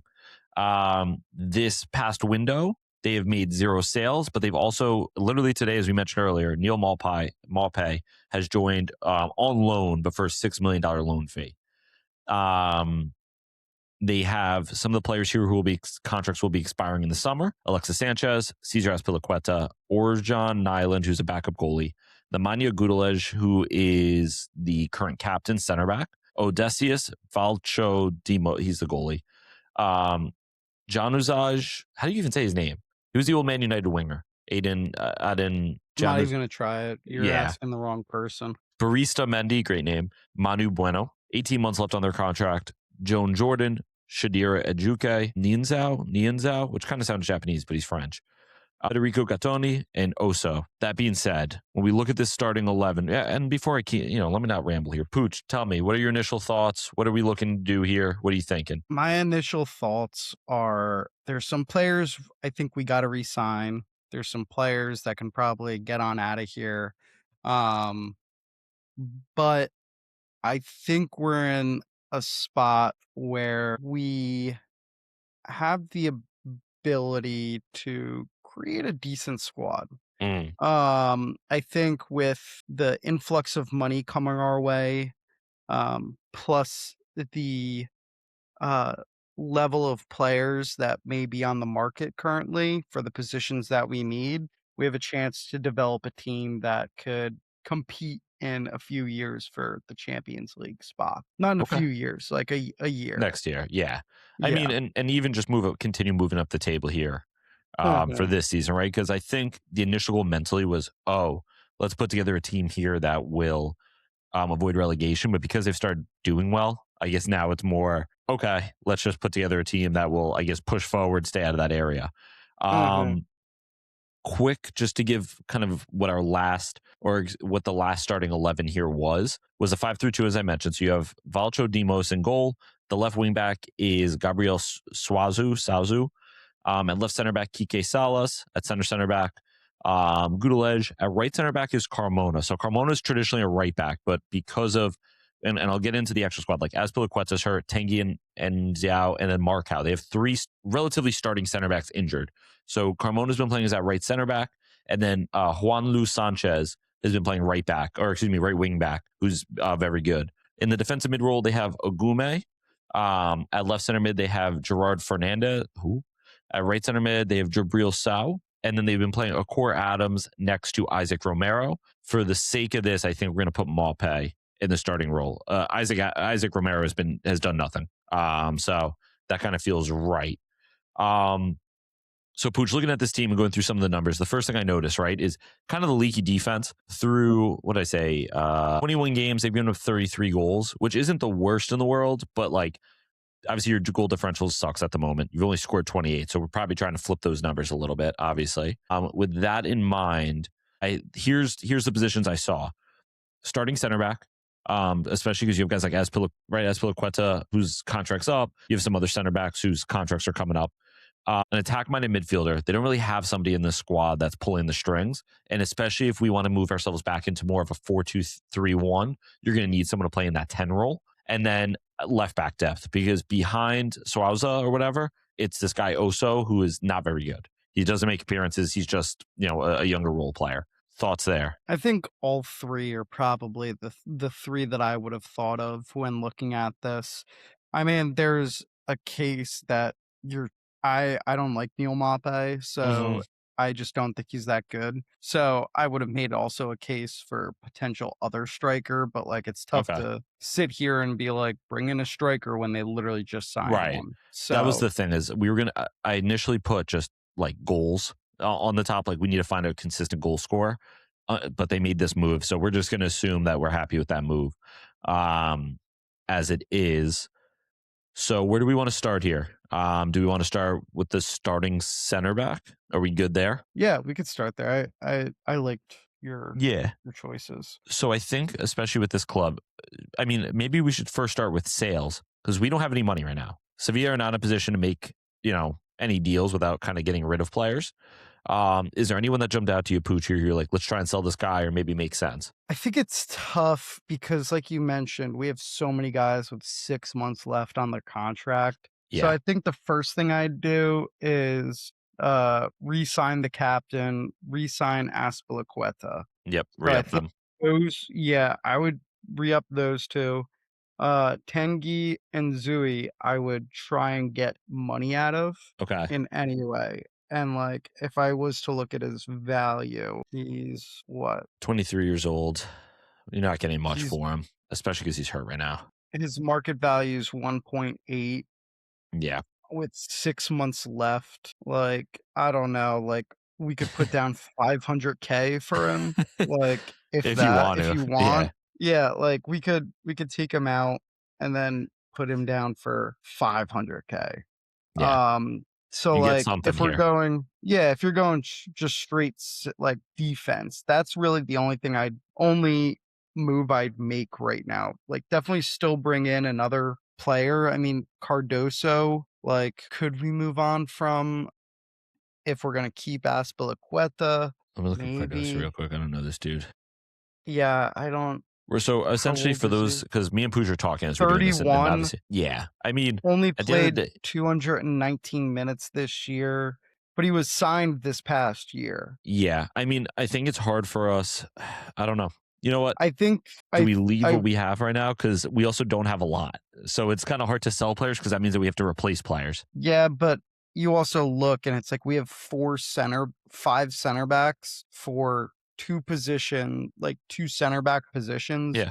for a 4 in the back. And if we want to bring in an actual starter, we're going to have to get rid of one. Another player real quick, maybe Joan Jordan. The reason I say that is because he's got 18 months left. So you could still get value out of him. And then on top of it, I think we get rid of Cardoso for $1 million. Okay. We'll take that. Even though technically they just signed him, get rid of him. Yeah. Fuck it. This is not real anyway. Nope. And then let me look at Joan Jordan's transfer market because we're going to bring in a midfielder anyway. So we'll kind of survive getting rid of him. His value is $2 million. So add $2 million. He's 30 years old anyway. I mean, yeah, he's not doing much for us. And he's got decent stats in FIFA, but he's really not doing anything. One of those players that's just kind of like on the field. Okay. So what do we got here? We have about 3.5. Not a lot to work with. So, all right. Let's start here with the starting center back. We're clearly looking for loans where we can, right? And this is all about value. The first person I put down was Nathan Ake. The reason I put Nathan Ake down, could cover at left back, could cover at center back, and probably becomes your best center back right off the rip here. He gets the experience he's looking for. Yes, he obviously has to leave England. Yes, it's not one of the top clubs, but if we're talking minutes, we're talking play time, I think this might be a good fit. That was the first guy, especially because I know they want to send him out on loan. Pooch, thoughts on that or on some of the other guys we have here? I thought that was a good one. I put down Jair Cunha for Nottingham Forest. So this guy's had an interesting story. So when he was, I want to say 17, 18, he actually was the next big player coming out of Santos. So he was really big coming out of Santos. And Botafogo and Santos made a swap deal where Botafogo sent over their best player for him because he's that highly regarded in Brazil in terms of a center back or a player in general, like a young player. So he's supposed to go to Botafogo, but about 2 days later, Santos signs Neymar. And that is like this is the guy that one of his idols, where it's like, oh my God, like I'm not moving, like yada yada yada. Legally, like he has to move, all the paperwork signed, whatever. He spends a year at Botafogo, and then this past summer, remember when Nottingham Forest brought in like 5 players from Botafogo? Right. He was one of them. So he was one of the players that moved to Botafogo. But the interesting part about this is he actually was super highly regarded, really good player in Brazil. He has played 3 games for Forest this year, and only one of them has been in the Premier League. Like, Interesting. Okay. So he's this played blood needs minutes. he gets 0 at 20 years old. He's 20 years old. He's 6'6" as a Yeah. center back. Like, he could use both feet. Like, his market value is 23 mil. Like, he's Mm, a really, really good player, but he gets 0 time at Forest. I think this could be a sneaky one where he probably doesn't cost a lot of money even in, like, his, salary, where you can loan him in and, like, give him the playing time he needs. okay. It might be a bit of a risk, but like I said, like, I'm sure even for him to sit there, it's like, dude, like, Brazil has no good up and coming, like, center backs that at least I know of, like, where I'm sitting here and being like, so and so's the next Thiago Silva, or so and so's the next Yeah. Marquinhos. This guy Like, could be. this guy could be like, he's 6'6", 20 years old, has played over 50 games in the Brazilian league since he was 16, 17 years old. Like, really, really talented back. I like that. I like him. This is a good fit. Like, yeah, it could be like a cheeky one where it's like, even if he doesn't start, he at least provides depth. He could use both feet, so he could play Yep. on the left or right side. So I'm seeing that too. Yeah. And for those that don't know, right, we're going a lot off FIFA too, the video game. So in this case, he's 74 overall. So again, probably slots in as one of your best center backs, 81 potential. He has some of the specialties that are good for center backs, and he's just a proper defender. I like this a lot. Mhm. Good find, Pooch. I don't know how did you find this? You just remembered him, or it was the remembering part because I was going through all of these different divisions to try and Yeah. find like market value deals, and I landed on the Brazilian league, and I went, "Oh Mm. shit, what was that guy's name?" And Yeah. then as we were recording the start of this podcast, I was still actively trying to find out where he was Yeah. playing and what his name was. Okay. So I found it and I put him in. Cool. So he will slot in there. We'll say for free on a loan, whatever. Next up, let's look at this attack-minded midfielder. So whether it's a cam or just a player who's going to be helping run our attack. The first one I thought of is, so Sergio Ramos is now owning the club. I figured that he gets probably one swing at a big player, right? In the sense of calls Real Madrid up and goes, hey, I'd appreciate some help. You know, who do you have that's available on loan? That's where I landed on Franco Mustuano that came over this past summer from River Plate. Super, super talented. Number 10, kind of rotting away a little bit on the Real Madrid bench. I'm not sure if since Adriola took over, if he's been playing more, but this just felt like a player that I was like, great loan for him, where you're staying in La Liga, you're staying at a relatively competitive team, you're going to get all the minutes in the world, and at the same time, like, you're playing under, in a sense, Sergio Ramos. You know what I mean? Like, Real Madrid can trust him. It feels like, I don't know, one of those things where it's like, there's just a very good relationship here. I know he doesn't probably really want to go out on loan, but again, I just feel like this could be a move that makes sense for him, for Sevilla, for Ramos, and maybe is like the Odegaard, loan that he goes on that kind of gets him play time. So I don't know. What do you think about that, Pooch? I think it's a good, like you said, I think if there's one big swing, this would be the one that I would pick in terms of going after a Real Madrid player. Okay. And then some other names that we wrote. I also wrote Brahim Diaz down, but I don't really think I don't really see him as like that attack-minded midfielder. He's more of like your winger who's going to score a ton, which, don't get me wrong, will take it. I also think if Real's going to let him go, they're probably going to want to let him go full time at that point. Either give me a full value, or I'm not letting him go. Another player I wrote down who just got recalled from his loan with Aston Villa, Harvey Elliott. I feel like Harvey Elliott's game would probably translate very well to La Liga, being a little bit of a smaller player, but still having some great playmaking. I don't know. What do we think on this one? It would be interesting. I don't know if I 100% agree that he would be a great fit. He seems too English. I'm going to be honest. That's my biggest thing. He seems too English. Like, there's certain Englishmen where they come over and you're like, all right, like, yeah, like that guy, he's an Englishman that could probably play abroad. Harvey Elliott is not one of them. Harvey Elliott is bound to be in England his whole career. Damn, his whole career. Yeah.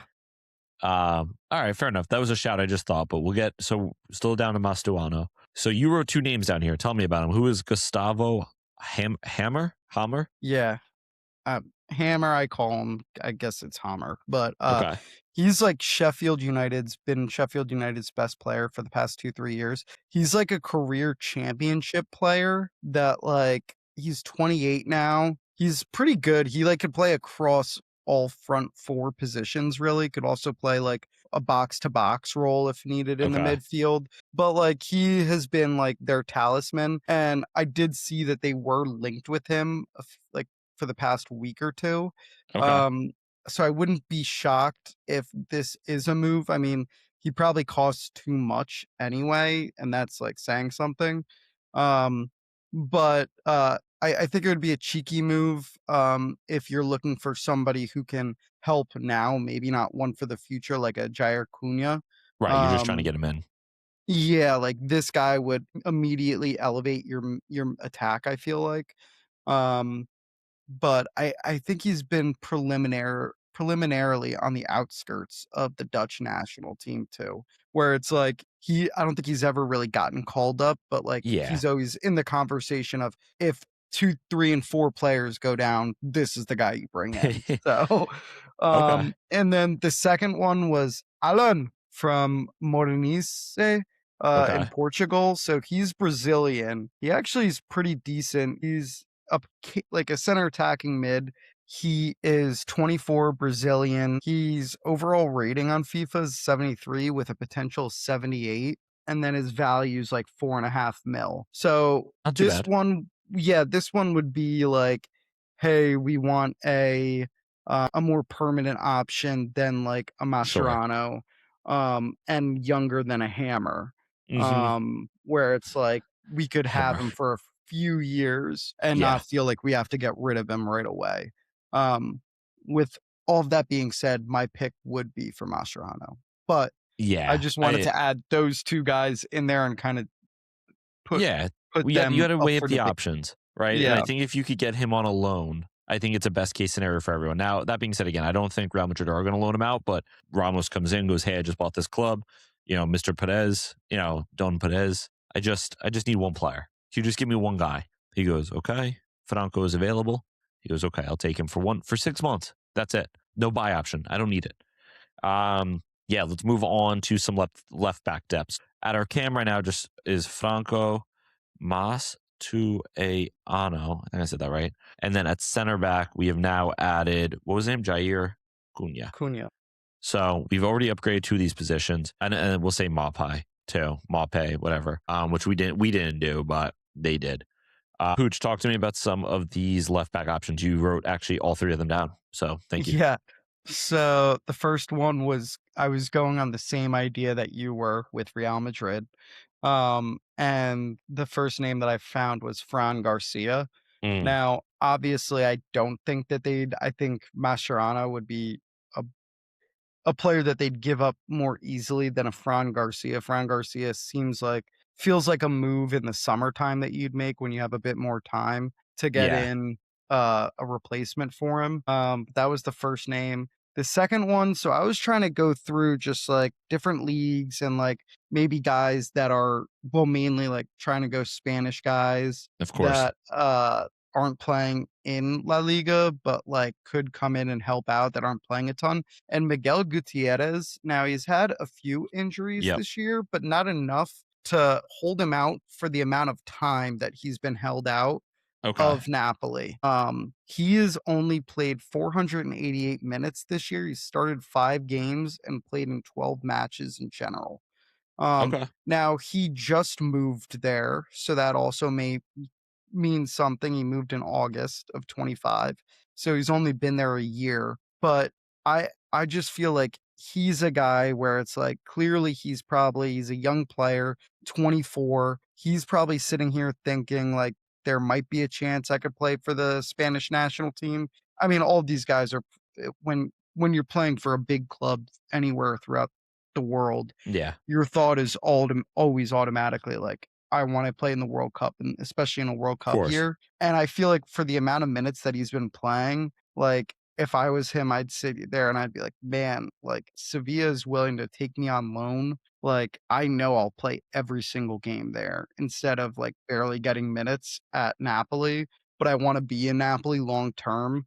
It feels like this one could be a ripe, like 6-month loan straight up. Like Napoli don't use him right now. I don't think they're going to use him for the next 6 months. So might as well take him. Or send him away, and then once you get in a new manager, see if he could play more. And then the third one was let's hear it. Bruno Onmiche. Okay. And so this one I was going through because I also know that the Spanish league does like to use a lot of AFCON players as well. And so this individual actually played a ton for Nigeria in AFCON. I believe he was their starting left back.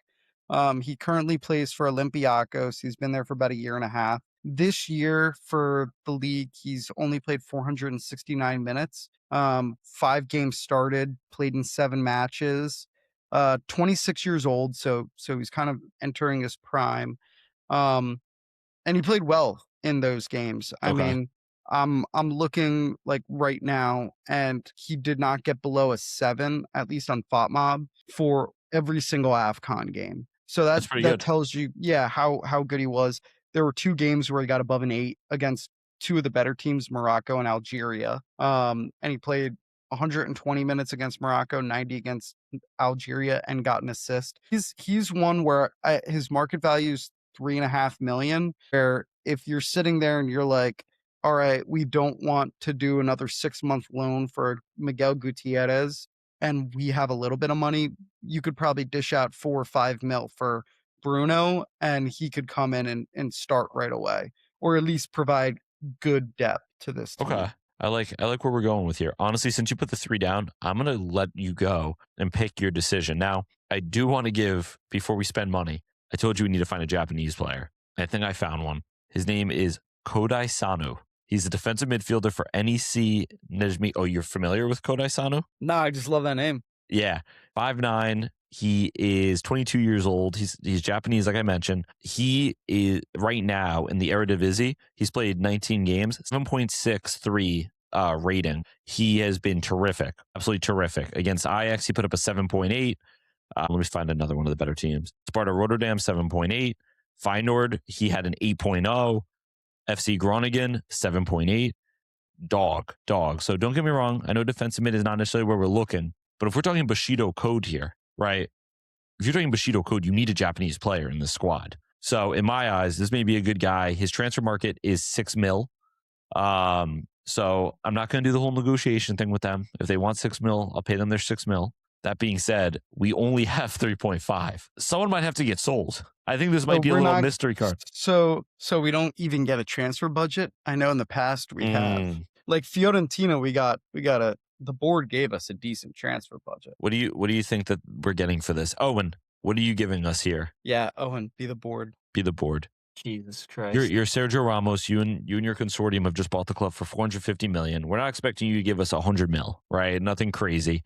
We're obviously trying to just wheel and deal. And the reason they came in and bought the club was to kind of get it under control financially. How much do you think Ramos, out of his own pocket, his deep pocket, is going, you know what? We need this Bushido code player, Kodai Sanu. How much do you think he's given us to make these moves happen? I don't think that you can make an offer for more than 5 mil for our samurai.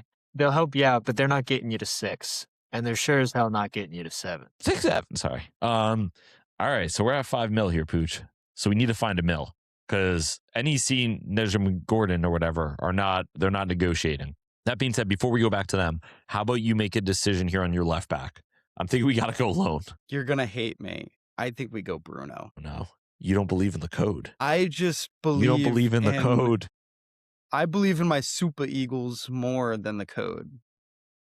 Wow. Bruno and a core being on the same team is like Jordan Pippen 94. What if I just sold the core though to Olympiacos? Probably kill myself. Might have to bleep that. I don't know if that's allowed. My bad. Well, for Bruno, the game wants 2.8 mil. I thought we were just chopping it up. What, boys can't be boys anymore? What, they're taking that away from us? Jeez. I'm surprised that you're very anti-signing my boy. No, I'm pro signing him. I'm going to have to find a new Japanese dude now. How about this? How about we... wait, what position did he play? He's a DM. or Perfect. center mid. Give up Adjumene for 15 mil. He's our best player, but the vulture's already circling for him because he's Are that they? good. Yeah. Arsenal wanted him last summer, but Sevilla wouldn't give him up. Okay. I'm willing to do that. I'm willing to do that. He's like cut rate. Like he's really, really worth like 40, 50 million. That's how good he is. But Sevilla, because of their financial issues, were willing to give him up for like 20, and Arsenal weren't willing to go there. But this is a great deal because they have literally the same exact overall rating, but my guy's got more potential. I'm good with that. Yeah. And then we'll buy Bruno with the rest. Shake hands. Yes. Well done. Hey, And we it's bad podcasting. They can't see what we're doing. We're doing the Rashford celebration. Let's go. This was fun. You know that? Usually this shit's bullshit, but we're going to sell this boy, Lucien Ogame, get my guy, Kodai Sanu in for the Bushido code. That was awesome. and then what do we do? We're going to go buy Bruno too. Bruno. Oh, all right. Good career mode. Owen, what do you think? We win the Champions League with this team? Yeah, dude, no doubt. Owen, so this team is currently sitting in, I think, 12th. mid-table 12th. They are right now 32. They are 8 points off 6th place. Do we get top 6 with this team? You're only 8 points away right now. Yeah. Yeah, there's no way this team gets worse, I don't think. They're obviously in some solid form, so they just gotta... Yeah, these changes will definitely more than keep them afloat. If we just need to stay afloat, then yeah, stay around 6th. That's like work. And how many extra points do we get for using Bushido code? I was just about to say that honestly nails you guys in for a top 5 finish. Wow. Fuck you, Espanol. All right. Well done, boys. Well done. Pooch, this was probably our best career mode. I had fun with this. Maybe the viewer doesn't think the same, but I had fun with it. I did too. Good. It's one of my top 2. All right. Well, let's move on then as we start to wrap up the show. Let's move on to our UCL preview, the final day. We have an exciting one here this midweek. So it's the Champions League. It's the final day here of the league phase. Honestly, I highlighted all these matchups trying to figure out what the biggest matchup of the week was. It is so confusing to look at it this way. All I know is we have some really good games. So that being said, me and Pooch, we're going to put together a parlay for you guys by the end of this, where we're going to pick our favorite teams to win. We're going to put all 18 to a parlay and see if we really know ball. I say we start right at the top. Pooch, Ajax versus Olympiacos. What are we thinking? They both have an opportunity. They need to perform well to stay in. They can't make round of 16, but they can make the playoff. Who's home? Ajax. They're the first team, like I told you. Such a dickhead. I'm going to go Olympiacos. I think so too. Olympiacos are in, I believe, like that last spot. So we're going to go Olympiacos. Arsenal versus Kairat Almaty. Arsenal have nothing to play for. Kairat Almaty have nothing to play for. Arsenal. I could see an upset happening, but we'll go Arsenal. Anyway, Monaco versus Juventus. For those that don't know, Monaco is, again, they could get eliminated. They also could qualify. Juventus right now are fully safe, but they are playing for a top 8 spot. So what do we think here, Poochie? They're in Monaco. Beautiful city. Smaller than expected. I honestly think I could see an upset here and Monaco win. Okay. I feel like I like the Monacanese team. And I think Juve is getting a little too big for their britches right now. So wow. Yeah, and I think Monaco playing with their backs against the wall. Right. I think that has something to do with it. Bilbao versus Sporting. I'm going to override you and just take Sporting here. Bilbao are in that's bad okay. form. I was going to say Sporting too. Bilbao aren't good form. Atletico versus Bodo Glimt in Atletico in Madrid, so not as tough. Bodo Glimt playing with their back against the wall. Atletico relatively safe again. They're just trying to get into that top 8. What do we think here? Atletico. Wow. Okay. Bodo Glimt, the run is over, brother. But I agree with that. They're not at home. Barcelona versus Copenhagen. I think Barcelona, because I'm not going to let you pick Copenhagen. I wasn't even going to, brother. Leverkusen versus an eliminated Villarreal. Again, Leverkusen trying to just stay afloat, stay in. Leverkusen. Never losing. Is this the game, though, that Villarreal wins for no reason? Oh, no, because it's not at home. Okay. If they're at Leverkusen the feel like Submarine. such chokers, though. They do, but if they were at the Yellow Submarine, I'd say so, but they're not. All right. Jose's Benfica versus Real Madrid in Portugal, in Lisbon. Madrid are just playing for a top 8 spot. They're in good form. Benfica are playing to stay alive. Ethan, Yes, let me tell you something. Tell me something, Pooch. Name one sequel that's better than the original. There's usually a movie I go with when people say that. I don't Star know. Wars. You don't know, right? No, not off the top of my head. Star Wars. Star Wars. Yeah, Star Wars is pretty good. Okay, you guys named 1 out of 1 billion movies. You want to know the reason Indiana for that? Jones, Probably. The reason for that is because the original is always better. Give me Benfica. Wow. They're calling him the young Jose when there's the you special don't, one. Yeah, you don't come up against the special one claiming you're the special one without winning anything. I like that. He's And you know Jose what? for a reason. It's Jose, by the way. Jose, yeah. No. Okay, I don't really care. But Dortmund, so Dortmund here are facing elimination. They are, excuse me, I'm sorry. Dortmund are not facing elimination. Dortmund really don't have anything to play for. They are completely safe of elimination. They just also cannot make it into the automatic round of 16. They were playing an Inter team that is playing for to try and get that automatic qualification. I really don't know here. I mean, Inter are probably in better form. Dortmund are at home. I think I'd lean Inter here. I don't know what you're thinking, Pooch. I want to lean Inter, but I also think Dortmund at home, even though they're not great this year, still is a scary prospect. Owen, give us a quick chime in here. What are we thinking? We're split. I like Inter. Okay. Owen wins. Sorry, I've heard a lot of discourse about Dortmund being the Tottenham of the Bundesliga, but not in the sense that they're good in the Champions League, in the sense that they're false good. Okay. I agree with that. Club Brugge versus Marseille. This might be one of the best matchups because both teams are currently in an elimination spot. Or I guess, yeah, I think I wrote that correctly. They are both in a position to be eliminated or to move on. Personally, I'm taking Marseille, just a better team, but this is a spot where things get crazy. What do we think here, Pooch? I love Marseille. Yeah. So I mean, and your guys there. Marseille. Spurs versus Frankfurt. The Spurs are going to win this for no reason. Can I also just say Sure. this game is in Frankfurt? What Good fans, does but they're mad. What does Frankfurt mean in English? What is its meaning? Hot dog. Ford of the Franks, the river crossing of the Franks. Give me Spurs. I have no idea what just happened. How many of those pain relieving medication did you just take? No, because How many did you Frank's, take? because Thomas Frank is leading the boys across the river into Frankfurt. He is high as hell. That boy is clearly high as if you know, you know. I didn't even do it right. Liverpool versus Quarabag. Pool. Pooch.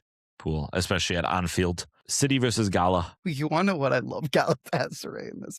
I think we should go City, but I Yeah. love Galatasaray in this. Listen, at the end of the day, these aren't who we're rooting for. These are just who we think are going to win to make you guys money. Yeah, that's why I said City at the end. Yeah. But I do think Galatasaray has a good chance. They're a sneaky team in the Champions League this year. 100%. Napoli versus Chelsea. Napoli at home. Napoli are right now they're the first team outside of it, tied with a bunch of other teams on points. Chelsea are tied with a bunch of teams at 13 for a chance to just be automatically through. What do we think, Pooch? If this was away, I think Napoli loses, but since they're at home, I think they win. Give me Napoli. That's fun. And that's Conte against his old team. You know what I mean? Yeah. Give me that. There's too many things against Napoli right now. They're going to win. Pafos versus Slavia Prague. Pafos playing for a chance to avoid elimination. Slavia Prague are mathematically eliminated. The game is in, where are they? Cyprus? Is that where Pafos is? I believe so. I'm going to take Slavia Prague. Me Slavia too. Prague played well against Barca. Are you agreeing with that? Or Yeah. Oh. I said me too. Sometimes I Hashtag. don't hear you and you just are just staring at the screen with no response. I normally just respond when you're still going, and I'm like, "Yep, agreed." PSG versus Newcastle and Paris. This is again two teams competing for officially competing for a top 8 spot. I don't know. This is a tough one. I mean, I think it's PSG at home. Newcastle, you've called them fake demons. You're not an Eddie Howe fan. You know, let me ask Owen this time. Owen, thoughts? Yeah, PSG. All right. Kind of for the same reasons that Pooch parades around. Wow. PSV versus Bayern. Again, Bayern all automatically through. Them and Arsenal are both automatically through to the round of 16. PSV in a position where they could be eliminated. Thoughts? Michael Frodlise is going to have 4 goals and 8 assists. So you're taking Bayern to crush Yeah. PSV. Yeah. Okay. Are you sure about that? Only because like this is people's money. I'm 100% positive with that. All right. And then Union Saint-Gilloise versus Atalanta in Union Saint-Gilloise. Where do they play? Where is USG? Belgium. But like, what's the city? Gilloise? Gilloise. Saint Gilloise. Is it? Oh, they're Yeah, I'm also pretty top sure. of the Belgian Pro League, by the way. They are. Brussels. Oh, I've been there. I was there. Maybe Brussels or Bruges. I can't remember. Maybe Brussels. I think I was in Brussels. All right, Poochie, what do we think here? I think Atalanta. I think USG, just for the chaos. Owen, Um, our little tiebreaker, you. USG is kind of a cheeky little, cute little, fun little pick. All right. All right. But there's money on the line. Now that I think about it, we got to take Atlanta. Not Atalanta, Atlanta. I'm taking the city of Atlanta, Georgia. Shout out Ant Edwards.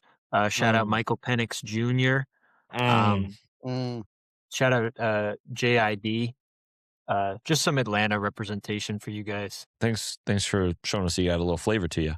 All right, so that means that we are taking Olympiacos, we are taking Arsenal, we have taken Monaco, we have taken Sporting, we're going to take Atletico Bilbao.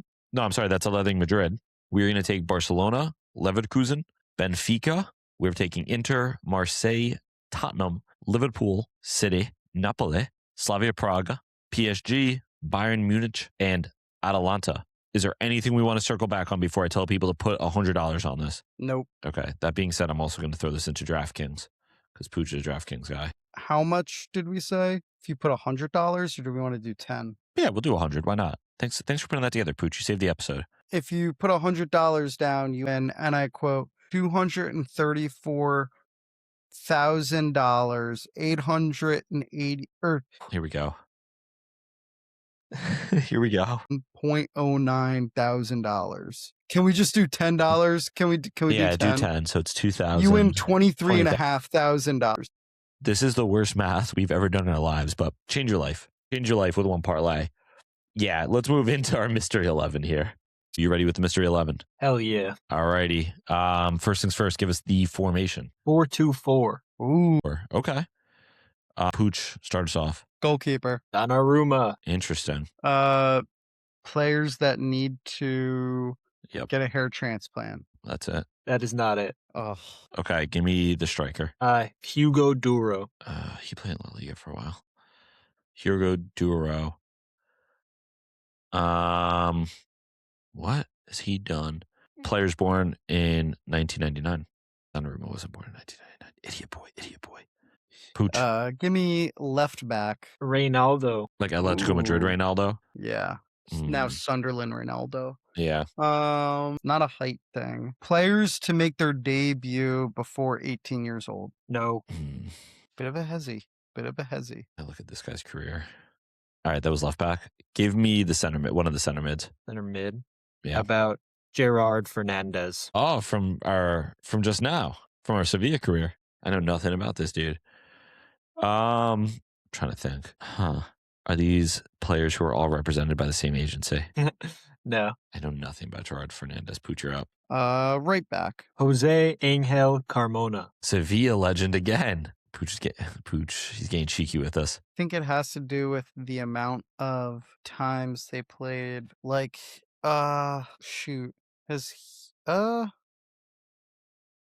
on. Interesting. Played on loan for Getafe. So did Fernandez. Did they? Fernandez didn't play on loan. Oh no, it was the other guy. Hugo Duro played. Did they all win something for the under 21s? Incorrect. Okay. Give me one of the wingers. I'll take the left wing. Left wing. Mattia Zaccagni. Can you spell that for me? Mattia? Yeah, Mattia. Okay. Yeah. I got it. Oh, wow. Who the hell is this guy? Italian, I think. Good guess. Brave guess there. You got us good. How, on a scale of 1 to 10, how hard is this one? Maybe like a 6. A 6? I mean, think about it this way, E. They're only Italian and Spanish players. I guess Ronaldo technically isn't, but yeah, everybody, like, they're all the Wait, two. Ronaldo might. He has though. Yeah, no, he definitely He has dual. He's from Mozambique. Mozambique, but like he plays for Mozambique, but I'm like so lost. The one thing I'm seeing is a lot of these guys had a couple of clubs they played for at their youth level. Are these guys that played for 2 youth level clubs? I don't know why that was even a guess by Ethan. Pooch, you're up. trying to think. I'll take one of the center backs. Christian Romero. Pooty. Does that have something to do with like appearances before an age? 'Cause he was kind of young, I think, at Atlanta. Or like, oh, wait a second. Was this like player of the no? Because like Gerard Fernandez never won a player of the year in his position. Could he have won a player of the tournament at like a youth international level? That's definitely possible because I could see Donnarumma doing that. Gerard Fernandez, like, killing me here. Ugh, no, never mind. Wait, did they all make their senior career debut in 2016? Sorry, Pooch. It's okay. Did they all make a loan from like their first team? But I guess like, what's his name, Dan? Have they all captained their club? No. It's a good shout. Carmona has captain Atleti or Sevilla. And Sorry. Donnarumma, Romero, Zakagni. All right, you're up, E. This is gonna like kill us. Okay. Give me the other striker. Nicolo Zaniolo. Oh, Are they all like torn their ACL or something? No. It's not a bad shout, actually. I mean, they're besides Romero and Ronaldo, they're all Wait, they all played in Italian and Italy or no? Spanish. No, Yeah, no, he never played in Italy. He never played in Zanolio. Bro, Zanolio used to be such a beast. He was COVID got him. I'll take the other center back. Marin Pongracic. Dude, you pulled gotta another guy out of a career mode. Spell the last Wow. one. Pongracic. Wow, just did not listen to what I said. You went way You too wrote Pongucci instead of Pongraric. fast, man. Pongachi? I don't even know what you wrote. Dude, he keeps pulling people out of our. See, now I feel like you're taunting us. He's pulling people out of our career modes. He's now pulled out Pongraric, Carmona, Fernandez. I have no idea. He made his debut at 19. Here's the thing I'm thinking. I like the idea of some type of youth tournament that they played in because except Reynaldo didn't play with these guys in 2016-17 at youth tournament. Reynaldo's 30. You know what I mean? So in 2016-2017, he was already like a senior. Yeah. Senior citizen. Did these guys all play at the U21 World Cup in 2017, 2018? No. Yeah, because Pongraric played in, I don't know, All right. Pooch. This is You're hard. I'll take the other center mid. Inigo Ruiz de Galarreta. Who? Yeah. Who did you just pull out? And you got to write that one, brother. Inigo Ruiz. I got you guys. That's Rizzy. Okay, I was close. Who the hell is it, bro? I like how we just immediately both highlight to copy him. He's at Bilbao. 32 years old. Played for Barca Athletic. I didn't know that. Never heard this guy in my life. Wait. Did they all sign on free transfers at some point to their current club? No. Wait. Hold on. Preach about to pull out. Do they all have a third nipple? Sick. Okay. So far, I found a possible link, but Donnarumma might blow that up. But let me see. Nope. Never mind. No link. I have no idea. I don't know. How did you put this together? This had to be a chat GPT. No, I've not used it for any of them. So, I mean, what'd you do? You had to go through like FOTMob or something? Or like I usually use Transfer Market Yeah. and FOTMob. Oh my God. But you're going to have to guess something here, blood. I mean, Have we're in deep shit. all of these players had more than 2 loans? No. We've got one more player. You're up, baby. Yeah, give us the right wing, I guess. That's Antoine Semenyo. Okay. I feel like that helps. Don't ask me why, but it has to, right? They're all over 6 feet tall. No, they're not. Who's not? Half of them are not. What do you mean half of them? Who isn't over 6 feet tall? Maybe Carmona. Like 3 of the midfielders or 2 of the midfielders for sure. Only 2. Carmona's 6 feet tall. Fernandez might not be because he's more of like a 10, I think. Did they all? He's play 5'8". He's for- 5'8". Cancel. This might be the hardest one you've done so far. This is like the headband. do they all have, I was going to say like horrible hairlines or horrible hair, but you really got us like. That was the first one I guessed. Of Donnarumma, I said terrible hairlines. I'm thinking kit numbers. Like what number does Donnarumma wear right now? 1. No, I don't think he wears that today, does he? He wears 25. Semenyo wore 24. Gerard Fernandez wears 42. I don't think it's numbers. Romero wears 17. He's really got us in a fucking bend here, huh? I feel like it has something to do with the fact a bunch of these guys have like had multiple loans, but it's clearly not. Maybe they all made their debut. No, because like Gerard Fernandez doesn't have like a proper like Spanish cap. Wait, Bungraric played for Dortmund? I did not know that. Oh, he's on loan. He's on loan from Wolfsburg. All right, Pooch, we're gonna have to figure something out here. Red cards, maybe? What about red cards? How would this have to do with red cards? Just because Romero's in the team? That was my first indication. But I feel like Donnarumma's had a couple of red cards in his. I was just about to say, have they all won like their nations? For instance, like Zanolio's won the Europa League. Donnarumma won the Europa League. Romero won Copa America. But the problem is like Carmona didn't win anything. Yeah, let me do that. But was he part of like that Spain team that won like the youth setup? Maybe they all won a trophy with like their with their like national team at some point. Maybe. But what did Reynildo win? That's not it. I'm gonna tell you right now. I mean, could it just be red cards? Yeah, do something with red cards. I don't know. I'm lost. I give up.